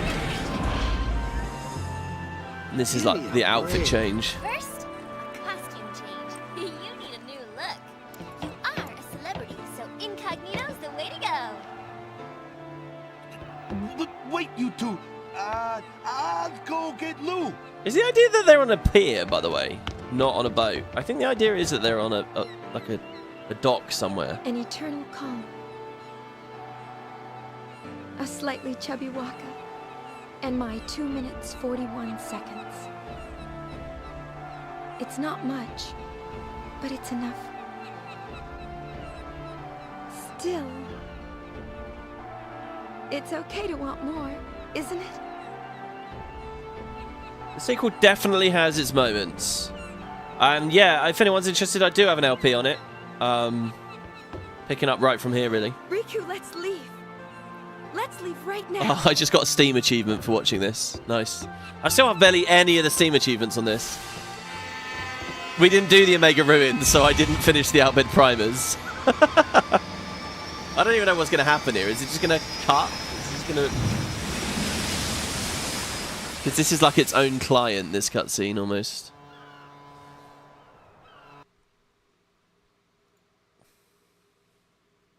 There you go. So that's Eternal Calm. And with that, guys, it's the end of the series. Thank you very much. I think I mentioned at the start I would talk about Patreon once at the beginning and then once at the end. If you liked this, if you want to support this kind of thing, as I say, this year I've been trying to make cover other games, tried to branch out, do things that are fun, and it's been nice. We've got like a core audience that the people are around, and you guys are very supportive and nice, but the audience is just shrinking and shrinking. I'm genuinely losing like hundreds of subs a month at the moment. It's pretty crazy. So if you want to support me in any way, please do consider going to Patreon or getting the YouTube membership, because that would mean a lot to me. Thank you very much. Because I don't know, honestly, if trends keep going, I don't know how long we can keep going with this sort of thing. So we'll have to see. But basically, guys, what I'm going to have is a channel update in the next couple of days, sort of a 2024 in review type thing. Where I talk about what I was trying to do in it. We'll talk more about the future there. As far as streams are concerned, I will just as a heads up, there aren't going to be any streams throughout January from now. I have a lot going on and a lot to do, and it's a big reason why we're not doing the post-game here.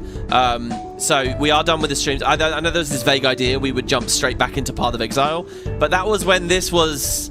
Let's just sit and chill for a few hours, and then the rest of the time we can do other things. But I haven't even logged into PoE 2 since playing this, not once. So I have nothing to update anyone on that at all. So yeah, there'll be a channel update. I'll talk about all that and more. It'll probably be a really long video as well, because I'm just bursting with things to say.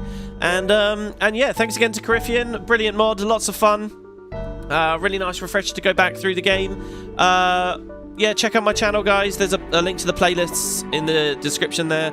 And if anybody does go through those, the rest of the series or whatever, if you go to my original series to see the Omega Dungeon or the anima cutscenes and stuff, feel free to drop comments. I do see them, and I would relish them. The 10 series, I usually get, people going through and dropping comments. It's lots of fun. So, yeah, thank you, everybody. Hope you enjoyed this 10-year retrospective. Slight twist. That was Final Fantasy X. Thanks very much for watching. And I will see you next time, or in Discord. If you want to come hang out, chat, we can talk about it. We have a Final Fantasy channel over there. Yes, Heaven's Ward was mentioned a second ago. The plan is still to loop back to Heaven's Ward, don't you guys worry. But it won't be in January. Thank you, everybody. Take care. And I hope you all have a good time. Bye.